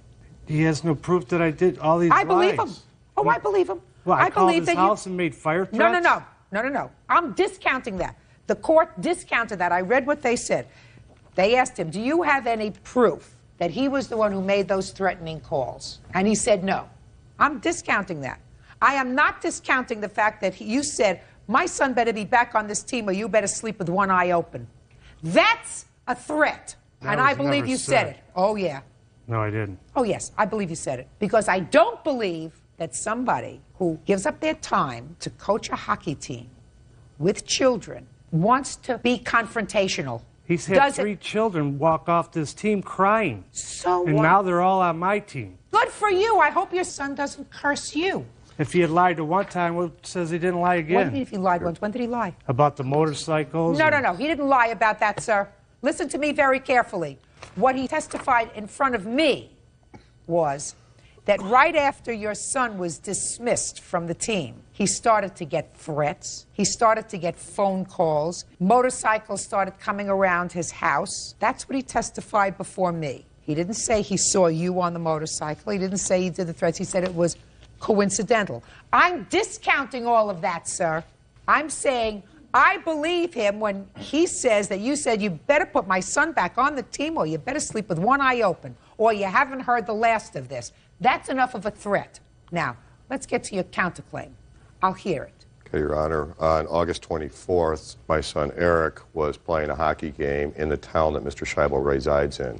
At that time, Mr. Scheibel volunteered to be the scorekeeper during that game. At that time, he started making harassing comments to my son while he was playing hockey. A police report was filed and made, and intimidation and stalking was the offense. And I have a copy of that if you'd like to see it. I'll look at the police report. This was the day prior to going back to the PPO hearing. At that time, my son had to discontinue playing hockey at that place. He had made the... Just a minute. Do you have copies of any of the emails that you allege that Mr. Scheibel sent to your son? No, Your Honor, I do not. I was called while I was out of town that Mr. Scheibel had sent an email to my son, Eric, and basically it was a non-threatening one, although an intimidating one, by indicating... I just asked you if he had copies of the emails, sir. I didn't ask for an explanation. No, I don't. Mr. Scheibel, did you ever approach one John Savage with regard to your son being thrown off the team? The father? Yes. John? I don't know his name, but I believe that's his name, yes. And when you approached him, your husband was around? No. You went back to where your husband was seated after you spoke to Mr. Savage? Correct. And your husband cursed at Mr. Savage? Yes. I was crying at that time. Your husband cursed at Mr. Savage? Yes, correct. And you told your husband to be quiet? Possibly. And that's because he was behaving badly? Well, I do not like cursing, period. Step up, Eric. Eric, I want you to tell me what it was that Mr. Scheibel said or did to you that frightened you. When I was skating by him, he would always go, "I'm over here, Eric. Come over here, Eric." Is there any reason for that, sir? Is there any reason you were calling his name at hockey games? I wasn't. Why do you think he would say that you did? I don't know, Your Honor. Could it possibly be that because his father had a protective order against you, that you felt as if you could get his goat by making his son feel uncomfortable? No. You would never do that. No, I wouldn't. You're not a hothead. He has tried to provoke me. No, you're not yes. a hothead, is what I said. No, I'm not. Can I say something? Yeah. He's talking about approaching his son. He walked by my son and said, "My son is going to kick your ass." Bad behavior. Very bad behavior. Very bad behavior. I also have a police report, too, Your Honor, that he has implicated my husband, my son, and another member in stealing, larceny from a building. We've been approached by people. "Oh, you're the people that have the PPO against you. Oh, you're the people that, stole tiles." He is just spreading rumor after rumor after rumor. Well, the part about the protective order, that's not a rumor. But, that was all based on lies, too, Your No, Honor. it wasn't. Oh, no. Phone calls? Did you... Listen, are you not hearing me? You said are you not hearing me? You were ignoring this, correct? Are you not hearing me? I said to you, if somebody says you better sleep with one eye open or I'm going to get you, that's enough for a protective order. And I believe your husband said that to him. And I'm not interested in phone calls because he says he doesn't really know who made them. That's what he told the judge. He said, it just so happens that coincidentally, after Potty Mouth over here was dismissed from the team, he started to get all of these telephone call hang-ups. Now, it could have been your son, it could have been his friends, it could have been somebody else, it could have been your husband. Who knows? Maybe it was you. All I know is that from what I've read, stop flipping, what I've read, Your husband's got a toilet mouth sufficient for you to have said to him, sit down in a public place because he cursed at another coach in front of children. Yes, and you had to say to him, sit down. Okay, I realize, but Mr. Lukowski is saying this all happened after they removed my son from the team, which that is not true. I don't care if it happened before or after or less tish above. Doesn't make any difference. Your case is dismissed. Period. End of discussion. As far as you're concerned, sir, I want to know if you think that you did everything right. Yes, Your Honor, I did. I have the code of conduct that I have to sign as a coach. Don't give me code of conduct. And I don't want to have code of conduct. I'm not talking about dismissing him. I think if he opened up a mouth to you once, get rid of him. If his father's prepared to tolerate that, because that's the kind of language his father uses, that's the kind of adult he'll grow up to be. But his mother says that you said something to him. that is totally not true, Your Honor. I would never. I've coached hockey for 7 years, year-round, with 400 to 450 children under my direction and never had any problems. I'm there for the kids. There's no way I would intimidate a young man. Well, let's see who heard this. Did you hear it? No, my son. Maybe I'll believe him if he says something that's truthful. Get up here. Tell me about a conversation or a statement that your former coach said to you after you had stopped playing ball. Well, I was there to sub for another team, and I was standing there watching the other game. He looked at me and he's like, well, my son's going to kick your... Then he walked over to where his son was playing, like he was going to tell him. And what did you do when he said that to you? I just kind of stood there and went over to the locker room so I can get dressed. You mean dressed to play? Yeah. And did you play? Yeah. Did anything happen at the game? No, not really. Your Honor, I do recall this instance and situation, although what I did is my son was playing in a different league. I said to my wife, I'm going to go watch Mark kick some butt, and I walked over to the rink to watch my oldest son play.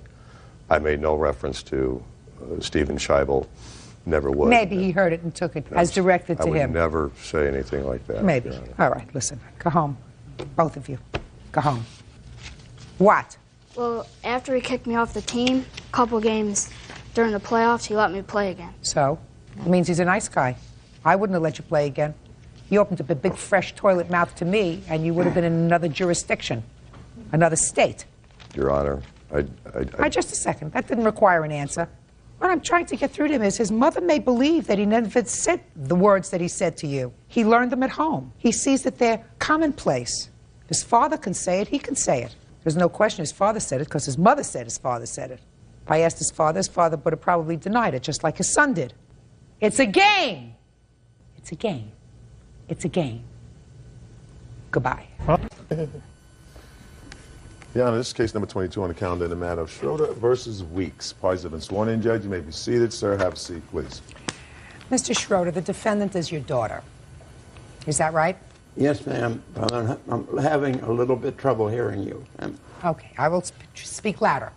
Your wife passed away recently, yes. And it is your claim that your daughter took certain jewelry of your wife's that you would like back.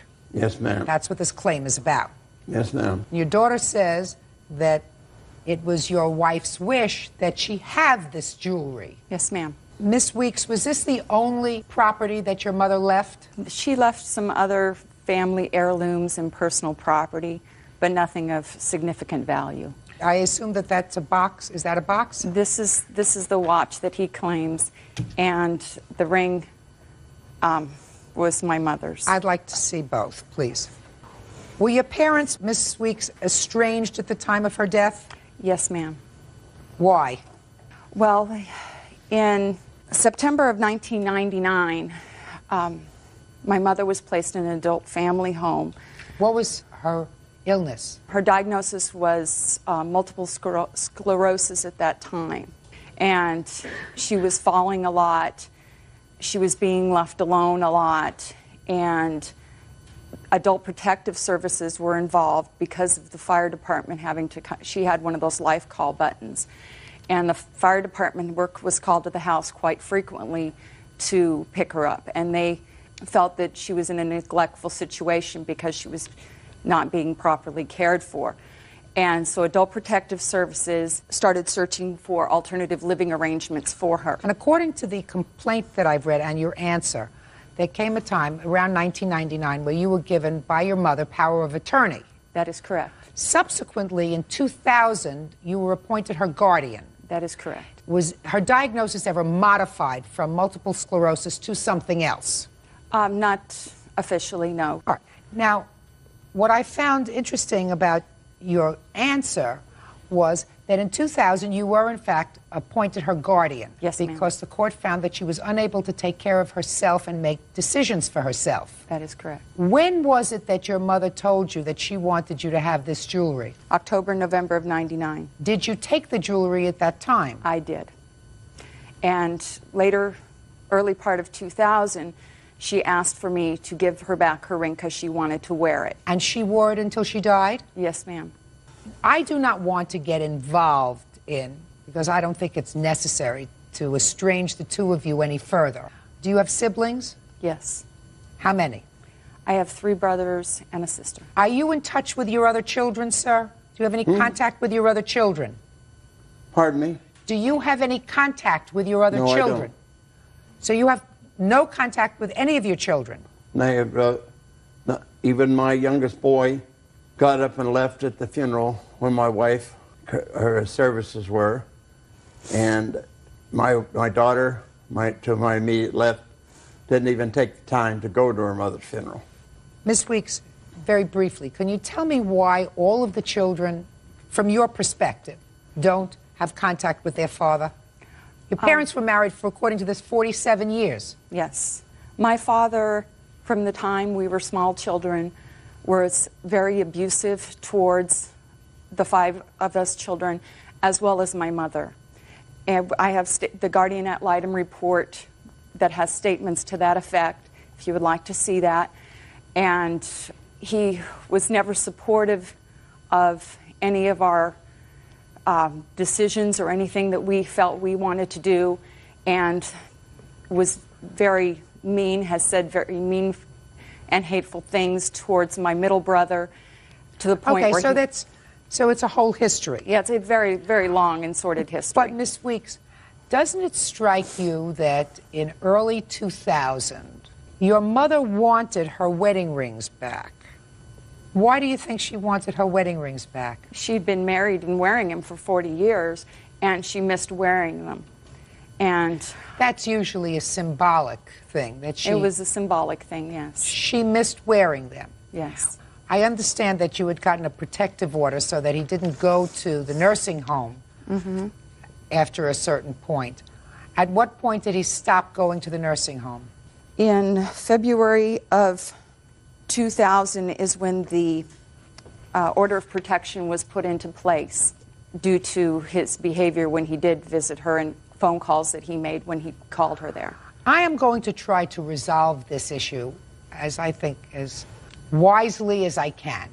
Your mother gave you this watch in 1999. No, the watch, Bob gave her that watch late last year. If he wants that watch back, he can have that watch back. That watch has no significant sentimental value to me whatsoever. What has value to me are my mother's things. He abandoned their home, and if I hadn't retrieved the few family heirlooms that I had retrieved from the home, they would have been in the city dump. I'm talking about these two things, Mrs. Weeks. Yes, ma'am. I'm sorry. I can understand probably each of the children wanting to have a memento, something yes, ma'am, to look at and to touch of their mothers. I can also understand from your father's perspective. Are you living alone now, sir? I'm living, I have my own room. I'm taking care of a lady that will soon be 91 years old. But this is somebody that you care for, this is a job? Yes, ma'am. Tell me why you want these wedding rings back, Mr. Schroeder. I bought those rings for my wife 47 years ago. I gave my wife the first ring at her home at East Indiana when I was invited to supper by her mother, who has passed away. I feel I'm entitled to these rings. I paid for them since my daughter has made such terrible accusations about me, which are all unprovable. And I feel that I should have their rings and the watch back, plus other things that she took out of the home. We're not talking about other things, All right. Mr. Schroeder. We're talking about the ring watch and the watch. Yes, ma'am. and the rings. And- Now, let me ask you this question, Mr. Schroeder. Yes, ma'am. If you had to make a choice between the watch and the rings as something, as a memento, which would you want? I want them both, Your Honor. I paid for them. That's not the answer, sir. Judge Judy continues in a moment. Your children don't talk to you, Mr. Schroeder. There has to be a reason. And unless you want to live the rest of your life by yourself, I would suggest you do a little soul searching and figure out what that was. Real cases, real people. Judge Judy. Robert Schroeder says his daughter, Julie Weeks, won't return his late wife's possessions. Julie says it was her mother's wish that she have the items. Are they of equal importance to you? Yes, ma'am. You feel the same way. One was a gift to your wife. Yes, ma'am. Are you telling me, Mr. Schroeder, that each of these items are as important to you as the other? Yes, ma'am. Now, I'm going to ask you the same question, Miss Weeks. If I were to ask you which of these items, memento from your mother, is more important to you, which would it be? It would be her ring. I wear it every day. Give her, Miss Weeks, the ring. Give Mr. Schroeder the watch. Mr. Schroeder, that was the wrong answer, sir. The fact that you paid for them and they were yours is not the answer. Yes, ma'am. I'm going to tell you why, Mr. Schroeder. Children don't replace emotionally the loss of a parent, in this case, their mother. Sometimes mates replace emotionally their mate. They may never forget, but they replace emotionally. If you said to me, I want the rings back because we were married with those rings, she wore those rings for 47 years, they're part of our history, I want them, I would have given you the rings. And you have to understand that, Miss Weeks. Yes, ma'am. But to you, it didn't make any difference. You said to me, I paid for both. They're equally as important to me, so I want them both. Well, I knew that they weren't equally as important to your daughter, right? That's right. You have the watch, you have the rings, you probably never make up, I assume. Is that right? That is correct, ma'am. I assume so. That's very sad, but it is sad. You're a grown-up adult, and he probably is a lonely old man who doesn't have at this point in his life the support of his children or his grandchildren. I assume you don't see your grandchildren either. No, I have a call regularly from Mary Ann in Florida. Well, Mr. Schroeder, you should do a little Mary bit. Ann is Julie's oldest daughter. How old are you, sir? How old are you? 70 years old. Well, that's not so old, Mr. Schroeder. There's still time for you to try to do something to get back into the good graces of your family. But you also have to look at yourself and say, what is it that I did over the last 45 years to my family that makes them all cut me off? Your children don't talk to you, Mr. Schroeder. There has to be a reason. And unless you want to live the rest of your life by yourself, I would suggest you do a little soul searching and figure out what that was. Thank you very much. The case is over. Parties are excused. You may step out. I've tried to be kind to Bob. I've tried to show him care, and every time I open up and try to be kind to the man, he is hateful towards me. I hope that someday that I can get to a point where I can see my grandchildren. He has made the decision about his family. And 1-year-old assembly operator Monique Betker is suing the father of her son, 26-year-old machine technician Robbie Schwant, for the return of her furniture and for breaking her nose. Robbie is countersuing for car rims he inherited from his deceased brother. Order. All rise.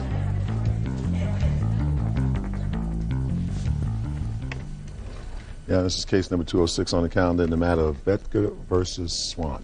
Parties have been sworn in, Judge. You may be seated. Folks, have seats, please. Ms. Betker, you and the defendant lived together for a couple of years, well over a year ago. Yes.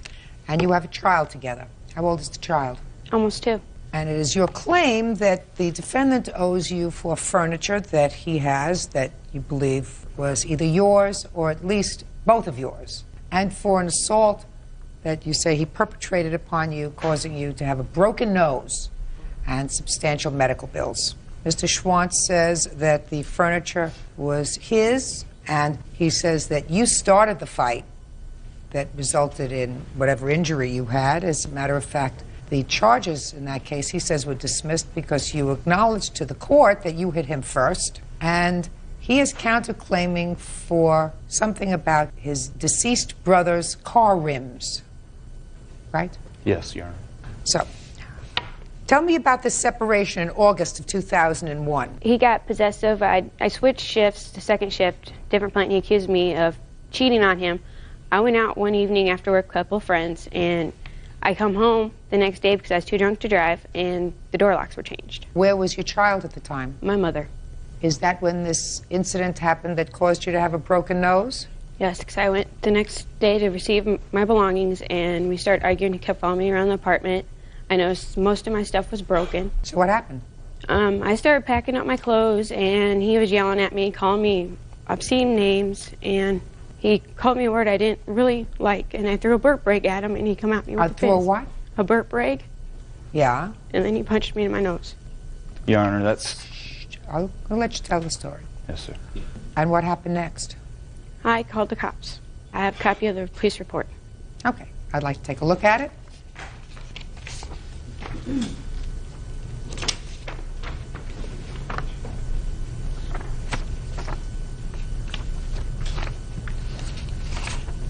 Now, can you explain to me why you waited a year? Forget the incident involving your broken nose for a second, or this has bloody nose. You'll show me the bills later. Because I assume you went through a criminal proceeding? I never actually went to court, Your Honor. Really? While I was in jail, the judge had reviewed the case and dropped all charges against me. Do you have a report on that? Do you have any No, paperwork Your on Honor. that? How long were you incarcerated? For 2.5 days. Okay. What furniture do you claim that he has that belongs to you? My living room set, my bedroom set, and other small belongings, which All I right, have let's a start list. with living room set and bedroom set. Who bought it? My mom bought the living room set. I bought the bedroom set. Is that right? The living room set, her mother gave both of us Yeah. while we were together. Okay. The bedroom set she did have before we even got together. So why didn't you give them back to her? She took my son, and then over the next 2 months I wasn't able to see my son, so I had no contact with her whatsoever. And then later when I moved out, then she had more than ample time to come get her stuff. I had talked to her, so I ended up putting her stuff in storage at my own expense because I didn't have the heart to just leave it in the apartment and let it be taken. So where is it now? They're at my apartment. Okay. She wants them back. Well, the problem with that is I was given joint custody for my son. I don't care. I don't care. The living room set and the bedroom set she wants back. Get it back to her. Your Honor, she owes me several $1,000s. For what? For the tires and rims, for... Just a minute. We're going to get to your complaints. I'm talking about things, not money. She has to get back her living room set and her bedroom set. They're hers. What else? There's a list of Beanie Babies, some clothes. I've tried numerous of times to get my stuff back, and he come get it. Oh, don't come get it. Come get it. Do you Don't have get her it. stuff? Someplace? I have some of it at my apartment, some of it at my parents' house, and a lot of it I've given back to her already. Okay. Whatever you have a child together? Yes. Do you share custody, I assume? Yes. Now at this point you share custody. So it's a very good idea to maintain nice relations with her. I've been Pleasant. trying, Your Honor. Very good. So pack up all the stuff in boxes. Tell her where she should go to pick them up. Do you live close to your parents? No. No. Your Honor, she's had more than enough ample time over the last year. I've told her several times to Listen! come get the stuff. But what are you doing with it? A lot of it was sitting in storage for 5 months. Fine, while but she now had it's still chance to- there. Mr. Schwantz, I don't understand you, sir. Now it's there. You said you have some of it at your house, you have some of it at Correct. your parents' house, right? Yes. Get it together and give it back to her. Are you telling me that it's being used? Yes, it's being used in What- my home, which I'm providing for my son when I have him half the time. Mr. Schwantz, I want you to understand my words. The bedroom set and the living room set are going back to the plaintiff. Yes, Your Do Honor. you understand? That is the order. Yes, Your Honor. Good. As far as the other things are concerned, physical things, put them in boxes, and she's going to pick them up. And I'm going to suggest, Mr. Schwant, that if you don't want to be an immature baby, you put them in boxes, wrap them up nicely, store them nicely, so that you don't have any quarrel with her. Because you have a child who's 2 years old, and for the next 16 years, you're going to have to get along with each other. So don't make a mountain out of a Beanie Baby. Do we understand each other? Yes, sir. Okay, good. Then don't speak anymore. Now, you want to tell me? He says that it wasn't just a throwing of a rag in his face, that you slapped him first. Is that true? That's false. Want to tell me what happened? We had gotten into an argument. That I know. Okay. The argument got heated. I called her, and she turned around. She had a rag in her hand and hit me with her hand. And after the rag in it? Yes, with the rag. She was holding it in her hand. She hauled off and slapped me across the face. Slapped you. And what did you do to her? I turned around and I slapped her back. Slapped her or punched her? Slapped. Judge Judy continues in a moment. Her mother gave you the living room set. Gave to both of us, Your Honor. Didn't make any difference who you were. If she had chosen Byrd, she would have still given her a living room set. And later today, she said, you know, purchase me 2 tickets, so I did. For Britney Spears concert. He didn't tell me it was Indianapolis until he wanted me to pay for them. real cases, real people. Judge Judy. Monique Betker says the father of her son, Robbie Schwant, assaulted her, breaking her nose. Robbie says Monique hit him first. Well, could your slap have caused her a broken nose? Possibly. Okay. I'd never seen any reports of anything, Well, no let me doctor see. bills. Let me see.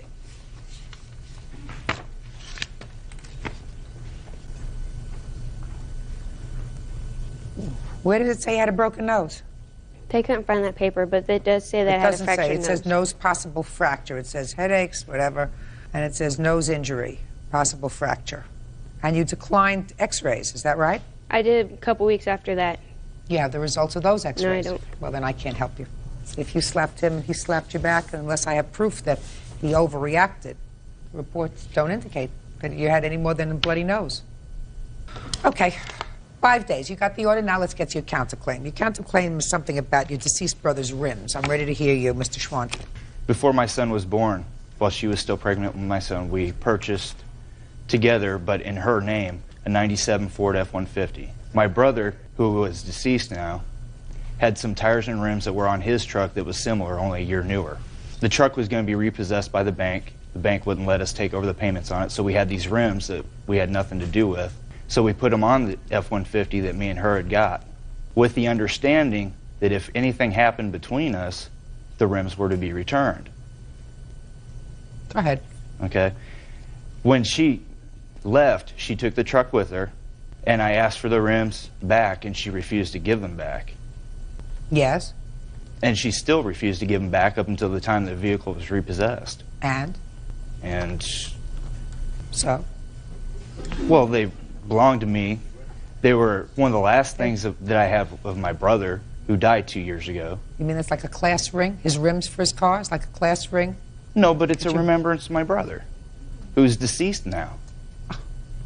That's what I didn't get from your counterclaim, sir, that the rims had sentimental value to you. Yes, they did, Your Honor. Mr. Schwant, if you were old enough to make a child, you're supposed to be mature enough to make reasonable judgments.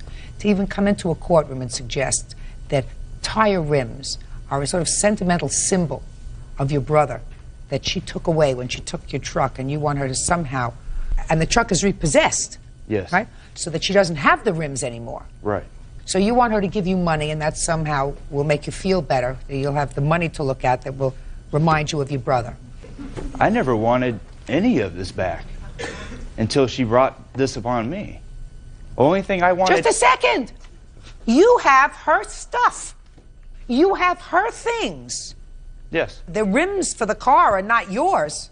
You neither purchased them, they were not bequeathed to you. Yes, they... No, they weren't. Show me a copy of the will where your brother left you his rims. He didn't have a will. All right. They were not bequeathed to you. They were sitting on a car that was going to be repossessed. You put it on a car that was in her name. And she left with the car.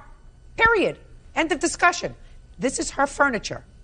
According to you, she came into the relationship with the bedroom set, and her mother gave you the living room set. That's hers. Her Gave personal to both property. of us, Your Honor. Sir, you had nothing to... You were just a thing. Do you understand? She would have given it to her daughter and the person, the other significant person in her daughter's life, irrespective of who that person was. She wanted her daughter to have a living room set to live on. Didn't make any difference who you were. Don't you understand that? Didn't make any difference. No, I don't understand that. It's very, very easy, sir. If she had chosen, who is this person? This is my brother. He's here as a witness. Very good. If she had chosen your brother to have a child and a relationship with instead of you, her mother still would have given her the living room set. That's all I'm saying to you. So it didn't make any difference who you were. If she had chosen Byrd, she would have still given her a living room set. Didn't make any difference who you were. Do you get it? Yes, Your Honor. Very good. And so, but the bottom line is, what I'm telling you, is that you have a 2-year-old child together. We're talking about things easily replaceable. She may not have done the right thing, and I'm not saying she did the right thing, because I'm telling you right now, if she leaves her child with her mother and goes out drinking or partying with friends and doesn't come back all night, and you change the locks on the apartment where you're living, that means that she has done an immature, stupid thing. Because when you have a young baby, you don't go out and play all night. You understand? Yeah, sure. Yeah, sure. You understand. So I'm not saying she's Miss Goody Two-Shoes. You have to Yes, Your Honor. understand. But you share custody with her. And if we're talking about things, Beanie Babies, I mean, what a mother of a 2-year-old child wants to do with Beanie Babies, I haven't a clue. I haven't a clue. But you picked her. You Right. have to deal with it. So get her stuff together and give her stuff back to you and stop being a big baby over ribs. As far as the broken nose was concerned, I don't see Your any Honor. proof of a broken nose. Your Honor. What? Can I add some things? As far as me, you mentioned that I was being a baby. Yeah. I think I've been more than an adult about this whole thing. I initially took her to court for custody of my son. I've had my child support taken completely out of my check, so I never have to even deal with it. It's always paid up. Good. I fought her for over a year to get joint custody, and she still refused to have my name even on the birth certificate. Okay, so you picked her. Right, and that was my mistake. But I've got a beautiful son out You of it. picked her. Right. If you picked a baby to have a baby with, if she's acting inappropriately, you're living with your mother? Yes. Do you work? Yes. Good. Your mother helps you take care of the baby? She helped when I take the baby to the babysitter, and then she'll pick him up. When she's not at the bar. Not smart. The fact that she's at a bar, if she is at a bar, if she does play, if she is not being totally responsible for your son, that's a terrible thing. It is, Your Honor. Terrible, terrible, terrible thing. But you have to live with it. Right. And if you're going to give her a zinger, what's going to happen is, at some point, she's going to make it difficult for you. You're going to make it difficult for her. Then it's going to be up to some family court judge to make a decision as to where your child goes. And you never know. You may get a good judge, somebody who'll look at the situation and say, listen, parents are equal. Mother, father. He's the more responsible parent. She's a barfly, irresponsible. And I'm going to award this child to the father because that's where the child's best interest would be served. And then again, you may get some idiot, and there are a lot of them out there, who say, well, mothers are still 100% entitled to their child unless they beat them, unless they scald them. Little children always should be raised by their mother. There are still people that feel that way. Right. And some of them happen to be judges.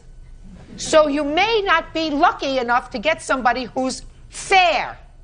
Yes, Your Honor. So what I'm telling you is don't be a fool. Be careful. She's still the mother of your child. Yes, Your Honor. Good. That's all. What? There is one other thing. There's a matter of storage fees for the furniture that I'm giving back to her Uh-huh. for 5 months' worth. Mm-hmm. What were they? $372. What else did you have in there? Just her belongings and my son's. Did you use your son's belongings? Not at that time. They were. But you're using them now. Yes. But I think she should, still be liable for the storage fees. I paid the storage at my expense so she wouldn't lose her furniture, Your Honor. When did you tell her she could have her furniture? Off and on throughout the whole year that I had this stuff. Is that right? It would Several be, times. come get it. I'd call him, I'm coming to get it. No, don't bother to come get it because you're not going to get it. I'm not giving That's you not nothing. correct, Your Honor. My mother has even asked for it. You have at best $150. They half the storage because there was other stuff in there that's not property that is solely hers. You're not talking talking about a lot of money, Mr. Schwant. Do you understand? Right. You understand? You're talking about principle. Yes, Your Honor. And I'm telling you to grow up. I'm trying, Your Honor. You're not trying hard enough, sir. That's all. Parties are excused. You may step out. I think that she's a gold digger. She used me for what she could get. I go to the bar maybe once a month, if that. Left after I caught her cheating on me. Stay away from men like that. Stay away from her. That's all. Now, this is case number 189 on the calendar in the matter of Arias versus Arietta. Parties have been sworn in, Judge. You may be seated. You okay? Mm-hmm. Okay. Have seats, please. Miss Arias, for some reason only known to you and those nearest and dearest to you and some being up there, you were dumb enough to give the defendant your ATM card and your PIN number. He is neither related to you by blood or marriage, correct? Correct. And it is your claim that without your permission, because you gave it to him for one thing, because he needed gas for his car and he didn't have any money, and without your knowledge and permission, he emptied out your bank account and just kept using your card. And you want your money back. Yes. Mr. Arietta says that you did, in fact, take money out of your ATM, using your ATM card, and he took money out of your bank account. And he took it out to pay for a variety of things. And he did it with your permission, because you gave him the card and said, whatever you need, just don't shake your head, please. Whatever you need, here's my card, and you can take it out. That's your position. Is that right, Mr. Arietta? Yes, it is. And how much money did you, in fact, take out of her ATM? I believe it was around $750 and up. Could have been. 700. Did you understand what he said after $750? And up it could have been. And up it could have been. Mm-hmm. Up it could have been. Is that some sort of language that I'm not aware of? Could have been more. It could have been more. That I do understand. Okay. How much money did he withdraw from your bank account? A total of $1,103. 104, I'm sorry. With 33 cents. $1,104. Yes. Well, Mr. Arietta, he's not exactly sure. He said it could have been $750 and up from there. Yeah. Well, he pulled out a bunch of receipts. He should know.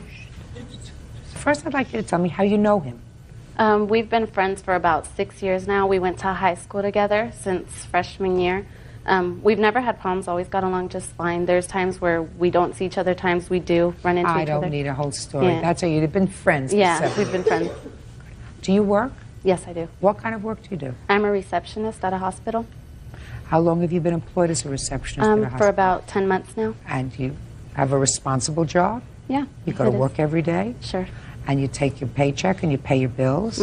Yes. Put your money in your account? You went to the bank and opened up a checking account? Is that right? Yes. And they gave you a secret PIN number? And they were very careful when they gave you a secret PIN number. You know, they made you go like this. Yeah. You know, so that the lady who was, or man who was giving you the PIN number, they couldn't see what you were doing? Yeah. Now tell me why you were dumb enough to give Mr. Arietta your ATM card and your PIN number? Basically, Not basically. Tell me exactly. The reason When? why. Yes. The reason why is because he had called saying that, you know, he and my sister here had a previous relationship where she had a kid out of the relationship and a paternity test was never done. Now, he won a settlement. He was in an accident a while ago. He won a settlement and he called on the 19th saying, I have the money now. I want to pay for this, you know, the blood test to get done, the paternity test. So when he called, he didn't have the money. He had to go pick it up at his lawyer's office.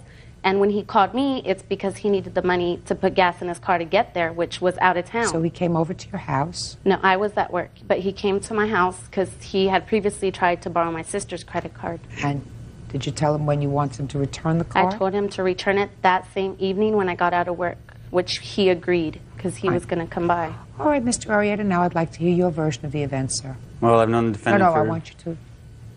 I've known the defendant for several years, as she explained. I did have relations with her sister. It wasn't I'm not interested about her sister and your relations with her sister. The day that I asked for the card, I went to her sister. Her sister gave me a card which didn't work. It was declined. And then so... What did you go to her sister's house for? To get a card for what? To get a card for... I told her I needed some money, that I didn't have no money for the weekend. So she said, well, I'll give you some money. Because my thinking was because she thinks... I don't care what you were thinking, sir. Well, I asked her for some money. I don't think that you think. I asked her for some money, and she was willing to give me some money. Her card declined. That's when I called her and I told her. Called who? Called Priscilla. Put your hand down. When did you call her? I called her. I never had to call her. Priscilla had told me to go straight to her work, that her sister was willing to give me the card. When you got there, did you see Adriana? Yes, I did. And tell me exactly what happened when you saw Adriana. When I saw her, she smiled at me, gave me a hug. Hey, how you been? I miss you. It's been a long time. Spoke for a little bit about things, and then... No, don't tell me what you spoke about. We spoke about her nephew, which she claims to be my son. No, what did you say and what did you say? I said hello. She said hello back. And that was basically... I want you to think hard. For the card? No, think hard. Think hard. You said hi, she said hi, gave you a big hug, and then she said what?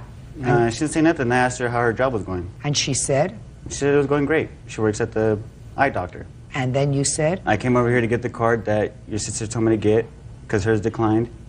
She gave me her card and her PIN number. Mm-hmm. And then where did you go? Immediately after that, I went to go get repairs for my truck. Went to get a cell phone. What, are you an idiot? Are you stupid? No. What? No. Do you come from a long line of idiots? No, I didn't. What? No. What kind of work do you do? Me? I don't work. Me. I'm a chef. Me. Me?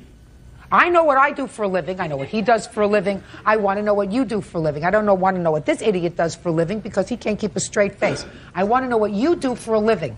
I'm a part-time chef. So that means you work in a restaurant? I work voluntarily sometimes here and there for You work weddings. voluntarily, so who takes care of you? I'm sorry? What word don't you understand, Mr. Arias, that I just said? Can you repeat the question? Who takes care of you? I live with my parents. How old are you? 22. What does your father do? He's a machinist. And your mother? She doesn't work. She's a housewife. And you have brothers and sisters? Yes, I do. How old are they? My brother's 26. My sister's 23. Is your brother living at home? No, he's not. What does it mean? Are you thinking of the answers? Yeah, because sometimes he tries to... Try not to think of the answers. Try just to tell the truth. Yes, he does. Good. He lives out of the house. Yes. And your sister?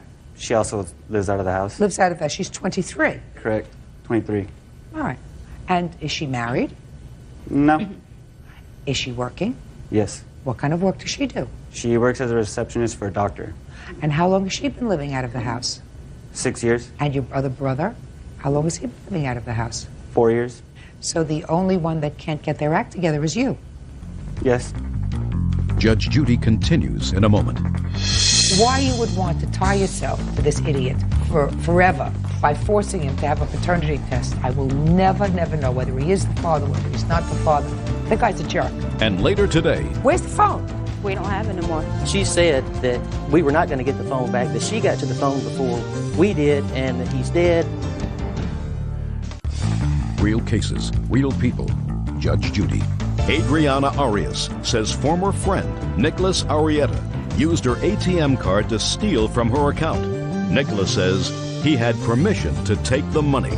Now, you take from your parents. You consider that their responsibility to support you. Is that right? No, that's not the way I feel. Well, then why do you continue to take from them? I don't take from them. Of course you do. No. Do you pay for the electricity in the house? If I have money, I will pay for it. How do you have money if you don't work?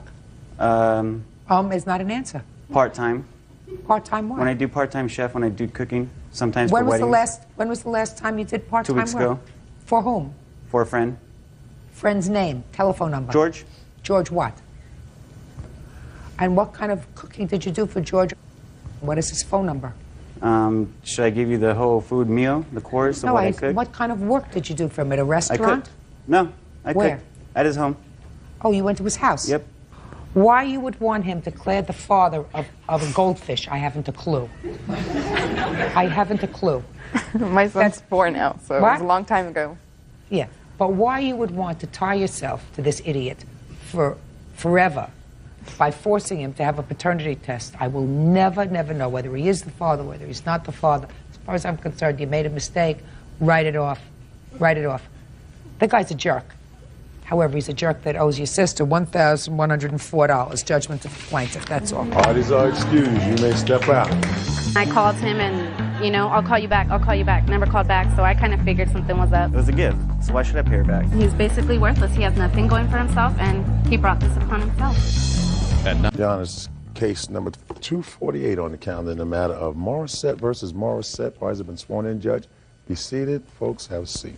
Miss Morissette, the defendant is your father, and you're suing him because you say he didn't do the right thing with regard to a car that you paid a lot of money for that was in his name, and he took the car back, and he didn't have any reason to take the car back, and you want him to give you back the money that you put into the car, which is $3,000. Is that right? He had reason to take it back, but I just want my down payment back. That's sort of interesting. You say he had reason to take it back. So let's he didn't really have... Shh, just a second. You put $3,000 down in the car, is that right? Yes. Is that right, Mr. Morissette? No, ma'am. It was $2,500. Okay. Let's say she put down $2,500. Why don't you tell me the reasons that you think that your father took the car back? How long did you have it, by the way? From 97 to September of 2000. And he took the car back in 2000? So what took you so long to get to court? Because I had found out that my father had said once he paid the car off, he was going to return the car to me so that I can have transportation. Once the car was paid off, he never returned the car to me. So in 1997, you put down $2,500 in the car? I put down $3,000. I saved up $3,000 for Let's say you put down payment. $3,000. That was in 1997, 5 years ago. And you drove the car from 1997 to when? Till September of 2000. But I didn't drive it that whole time from 1997 to 2000. Why not? Because he took the car about maybe 4 times. Why? Within the whole time. Reasons: one, I had an accident one time in Fresno. How many accidents did you have? 2 accidents. Anybody hurt? No. Were you on his insurance at the time? Yes, I was. And how many cars did your father have? About 4. Well, yeah, 4, including mine and his Including name. yours, so his insurance went up on all of his cars, I assume, right? But I already Big time. stated before that I would get my own insurance. Well, did you get your own insurance? No, because he took the car. Right. How many years would you say you drove this car? Totaling about 2 years, because all the times that he took the car. So you drove the car for 2 years? Yeah. Who paid for the insurance? I did. Were you My up to- insurance was $120 a month. I was giving my father $150 actually, and he was making a $30 profit. But I always paid him every. Is that right? She paid the insurance, but that's not. She didn't give me no profit. So far she's paid, let's say, $1,500 a year to drive a car. Is that right? Yes. I also paid for when he took the car from me in September. I paid for the car. He started driving the car to work, and I was still paying the car notes while he drove the car. Really? In 1997, you were paying the car notes? Yes. Is that right?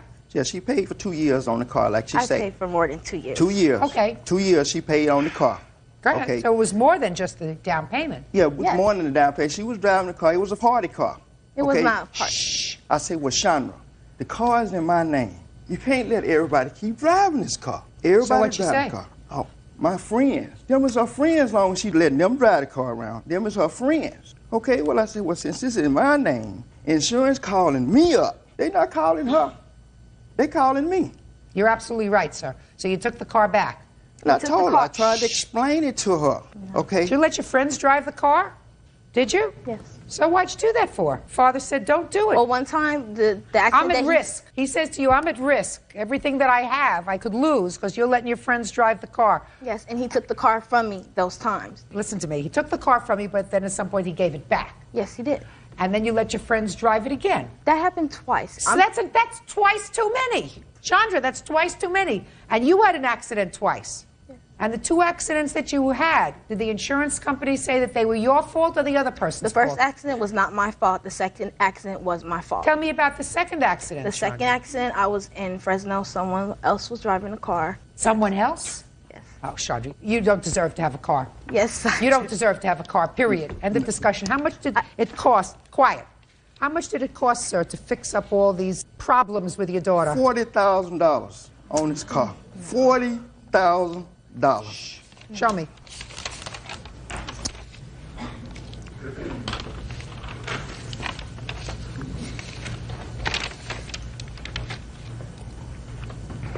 This was on the last accident she had? The last one, she didn't have an accident. Some other, a friend was driving the car. I know. $19,000 was paid out on that one. Well, how much do you owe, sir? Nothing. I mean, I understand that this is what the insurance company He paid is nothing. Shh. Oh, he paid. Oh, yeah. Believe me. I'm paying he paid. now. He's paying This- now, and he's going to pay for a very long time for Right. all the other cars that he'll ever own. He's going to pay for this. This is an accident in Fresno. She said she was driving, which is state that Jose was driving.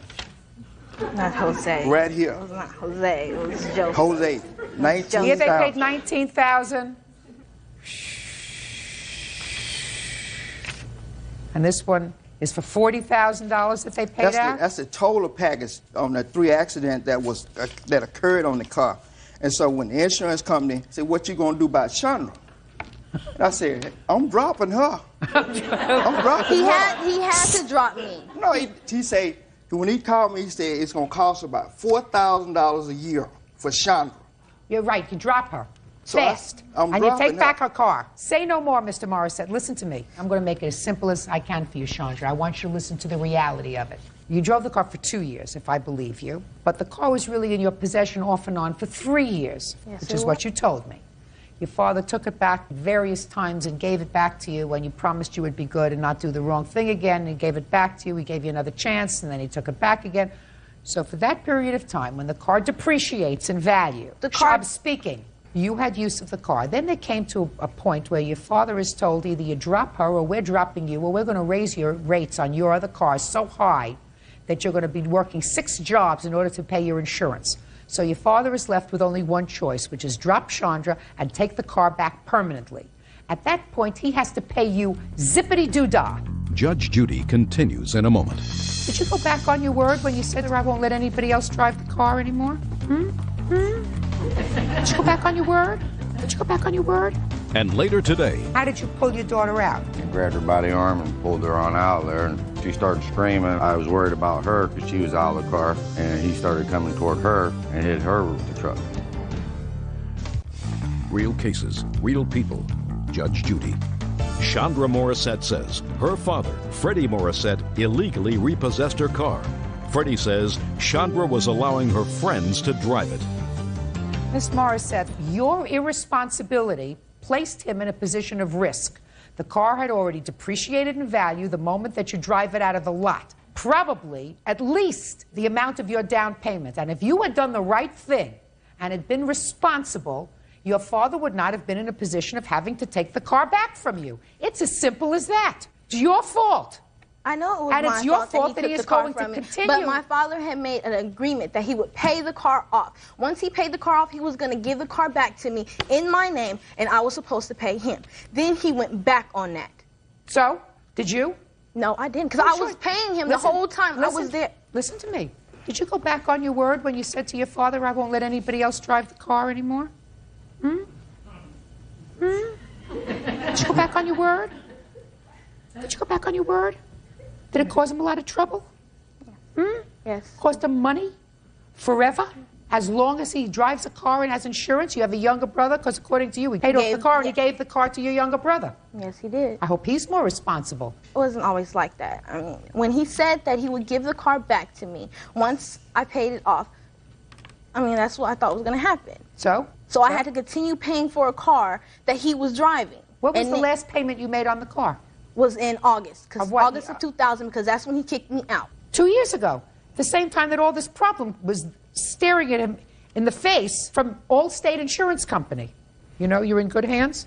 Yes. Your car was not in good hands when you had it. Yes, it was. I took care of... Listen to me. You're not getting your down payment back from your father. If he had a counterclaim for what all your irresponsibility cost him, I guarantee you it would be far more than the $2,500 or $3,000 He shouldn't have never agreed to give me the car back once I paid the car off. Or he shouldn't have said that he was going to pay the car off and give the car back to me. That's how all this started. That's how. It all started, madam, because you were irresponsible. And you lied to your father, and you caused him all kinds of difficulty, and he kept giving you chance after chance until he finally got disgusted. And I was trying to prove myself to him, trying to prove that I am responsible. You working? Yes, I am. Where? It's at Barnes & Noble's. How long have you been working at I've Barnes just started Noble? working there. I was recently working at Kmart. You live by yourself? No, I don't. I live with my boyfriend. Does he work? No. He doesn't work? Right now, he's in jail. Your boyfriend is in jail. Yes. So you don't live with your boyfriend, you live alone. Is that right? Yeah, I live with my boyfriend's grandmother. You live with your boyfriend's grandmother. You have Yes. children? No, I don't. Do you pay rent to your boyfriend's Yes, I do. grandmother? How do you get to work? The bus, or I walk, or I have to call a cab because it's on days when the buses don't run. Why haven't you in the last 2 years been able to I've save been up trying to enough money? save up for a car, but living on your own is hard to try to save up for a car Especially and if, pay you live, rent. especially if you have a boyfriend who's in jail. He has nothing to do with none of this. Oh, sure he does. It's an exercise in my determining whether or not you still have good judgment. And I'm telling you, if there are two young people and you're working and he's working, so you're able to combine your money, you have a little extra money so that you can put away a little bit every month so that you can save, so that you can buy the things that you want, that's good judgment. If you choose at your age to have a boyfriend who's in jail, that's an exercise in poor judgment. Chandra, get over it. Your father owes you nothing. Goodbye. These are excused. You may step out. I want her to realize I'm trying to help her. I worked hard for that car. She's not helping me. And then he's going to take it back from me and then not return it like he said he would do. I'm trying to do her a favor. My father's never treated me like he treats other kids. He's always treated me like I'm, an outsider. I'm trying to help her to get out in life. 21-year-old customer service manager Ryan Sells is suing his co-worker, 18-year-old inventory clerk Kristen Ballou, for having him falsely arrested for a sexual assault. Kristen says Ryan fondled her at work. Order. All rise.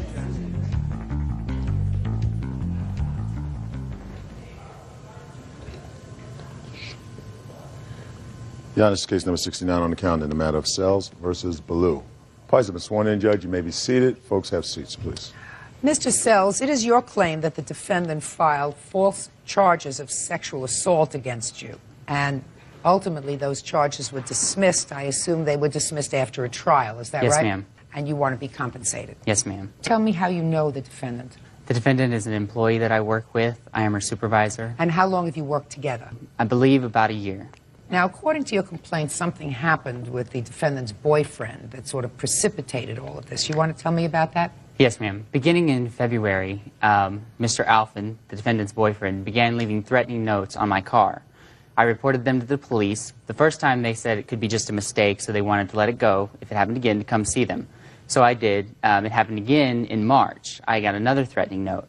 I had the police come down. Do you have those notes? I do have part of one. It was raining outside, so it got pretty destroyed. The other one is at the police station as evidence. So I'm going to give this to the judge, please. Tell me my job.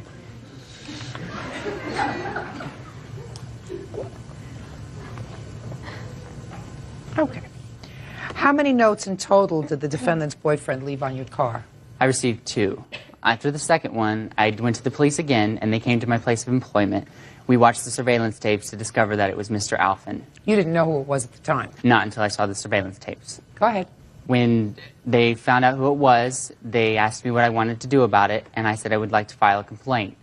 I filed a complaint on the 23rd, and they said that they were going to talk to him or have him arrested because he had admitted to it because they had talked to him previously.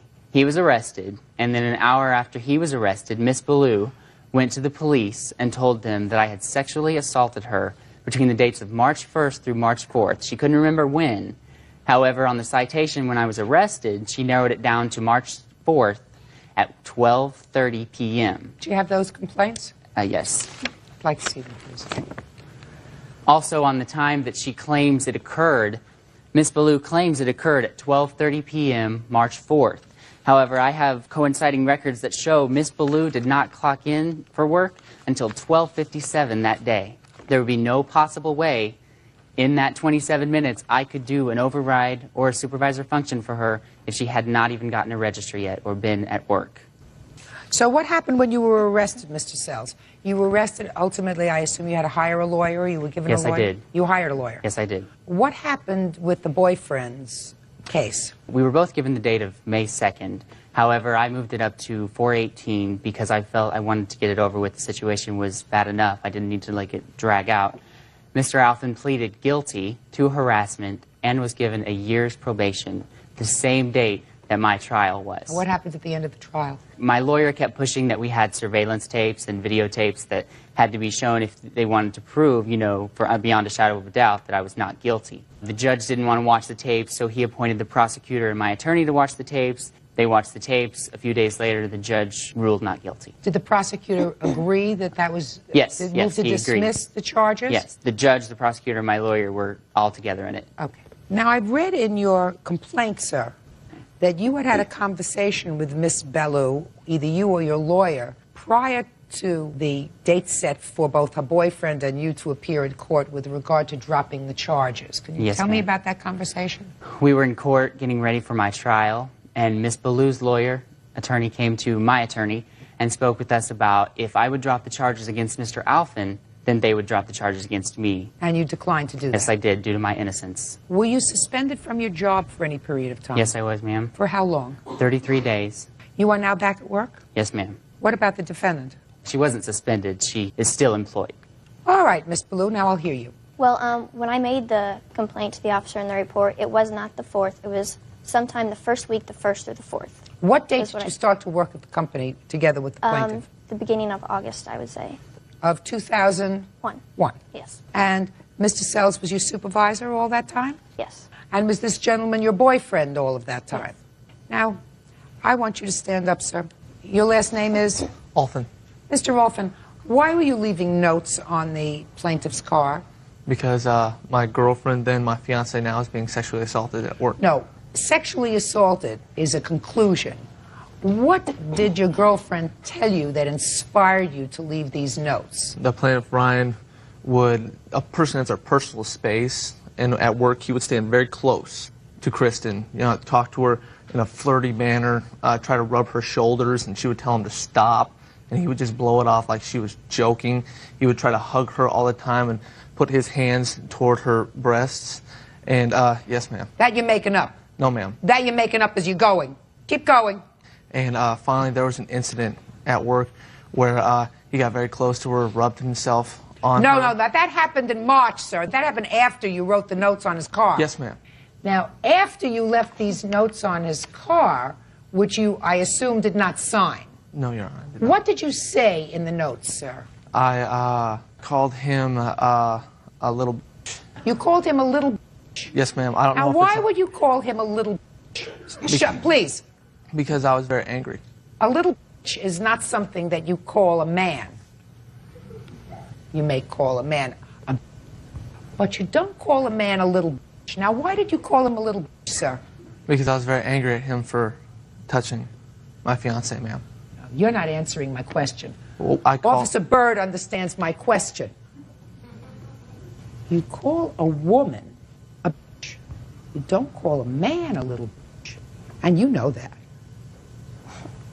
So why would you call him a little bitch? Because I was angry, Your Honor. Judge Judy continues in a moment. And you fudged it a little bit with the, he rubbed up against me, and he touched my back. If Ryan would not have done anything to me, there would have been no more. I don't believe he did anything to you, madam. I think you're full of baloney. Real cases, real people. Judge Judy. Ryan Sells claims he was arrested when co-worker Christine Bellew made false allegations of sexual assault.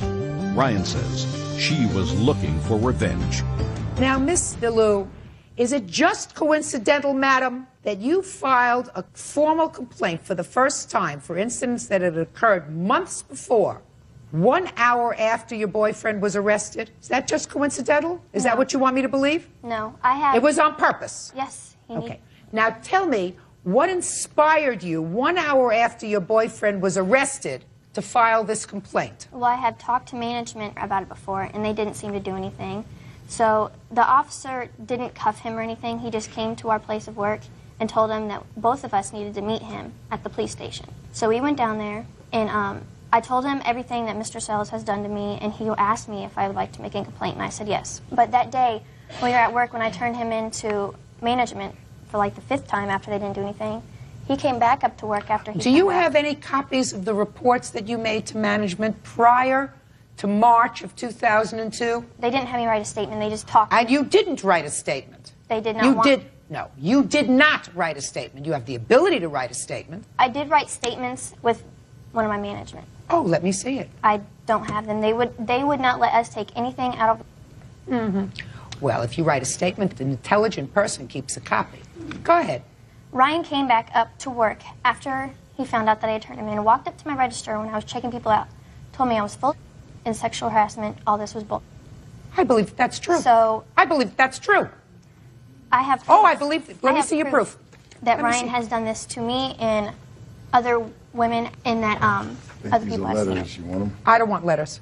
I don't know who the people are. I don't know if they're your friends. I don't know. Certainly your letter is Well, self-serving. One of the women that are on here is sitting right over there that states. You have a letter from a woman who is sitting over here? I have a letter from a woman that saw Mr. Sells, the way he acts sexually towards this woman sitting over here. Oh, well, let me see. I'd be Her quite. name I'd is be, stated- don't tell me your name.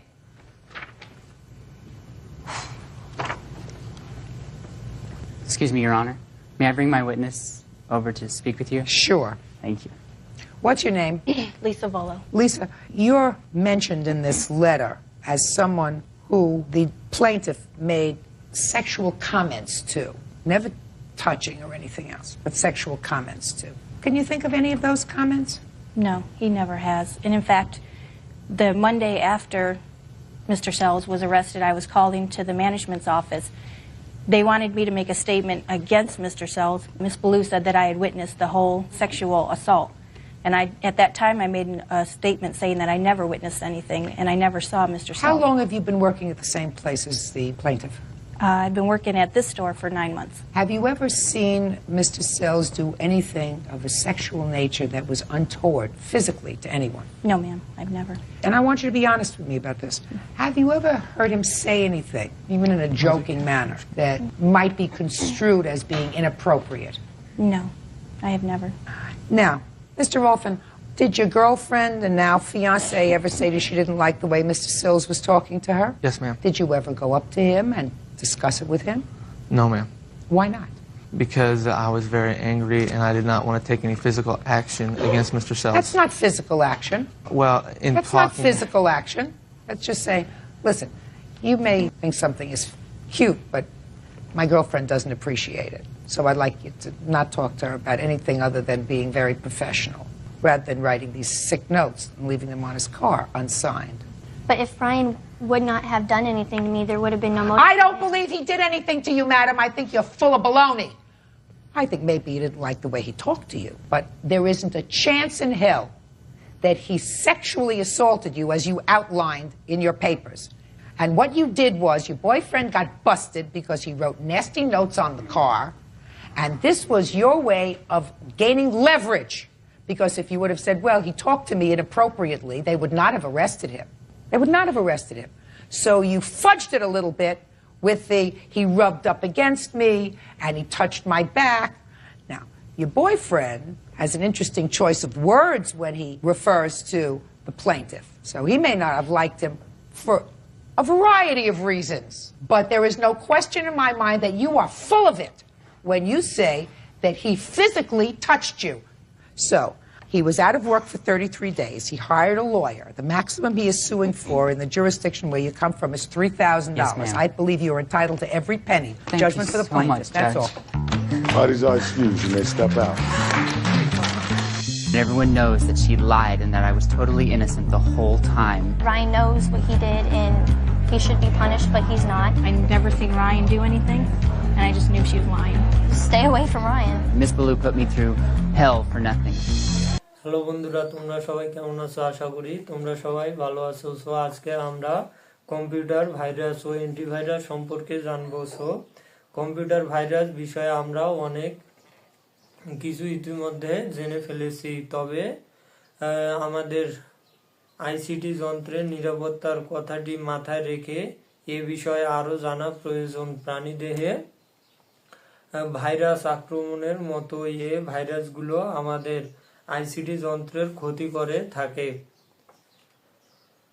Virus শব্দের পূর্ণরূপ হলো viral information resource under সাইগেছো, যার অর্থ দ্বারা গুরুত্বপূর্ণ তথ্যসমূহ দখলে নেওয়া বা ক্ষতি সাধন করা। 1980 সালে এর নামকরণ করেছেন প্রখ্যাত গবেষক ইউনিভার্সিটি অফ নিউ হ্যাভেন এর অধ্যাপক Fred Cohen. So Fred Cohen virus হলো এক ধরনের সফটওয়্যার বা তথ্য ও উপাত্ত আক্রমণ। করে এবং যার নিজের সংখ্যা বৃদ্ধি ক্ষমতা রয়েছে। ভাইরাস কম্পিউটারে প্রবেশ করলে সাধারণত সংখ্যা বৃদ্ধি হতে থাকে ও বিভিন্ন তথ্য উপাত্তকে আক্রমণ এবং এক পর্যায়ে গোটা কম্পিউটার বা আইসিটি যন্ত্রকে সংক্রমিত করে। কিছু ভাইরাস হলো স্টোন, ভিয়েনা, সিআইএস, ফোল্ডার ইত্যাদি। কোনোভাবে কম্পিউটার বা আইসিটি যন্ত্র ভাইরাসে আক্রমিত হলে তা ক্রমে বিস্তার ঘটে। সিডি, পেন ড্রাইভ কিংবা অন্য যে কোনোভাবে ভাইরাসযুক্ত একটি ফাইল ভাইরাসমুক্ত কম্পিউটার বা কোনো আইসিটি যন্ত্রে চালালে ফাইলের সংক্রমিত ভাইরাস কম্পিউটার বা যন্ত্রটির মেমোরিতে অবস্থান নেয়।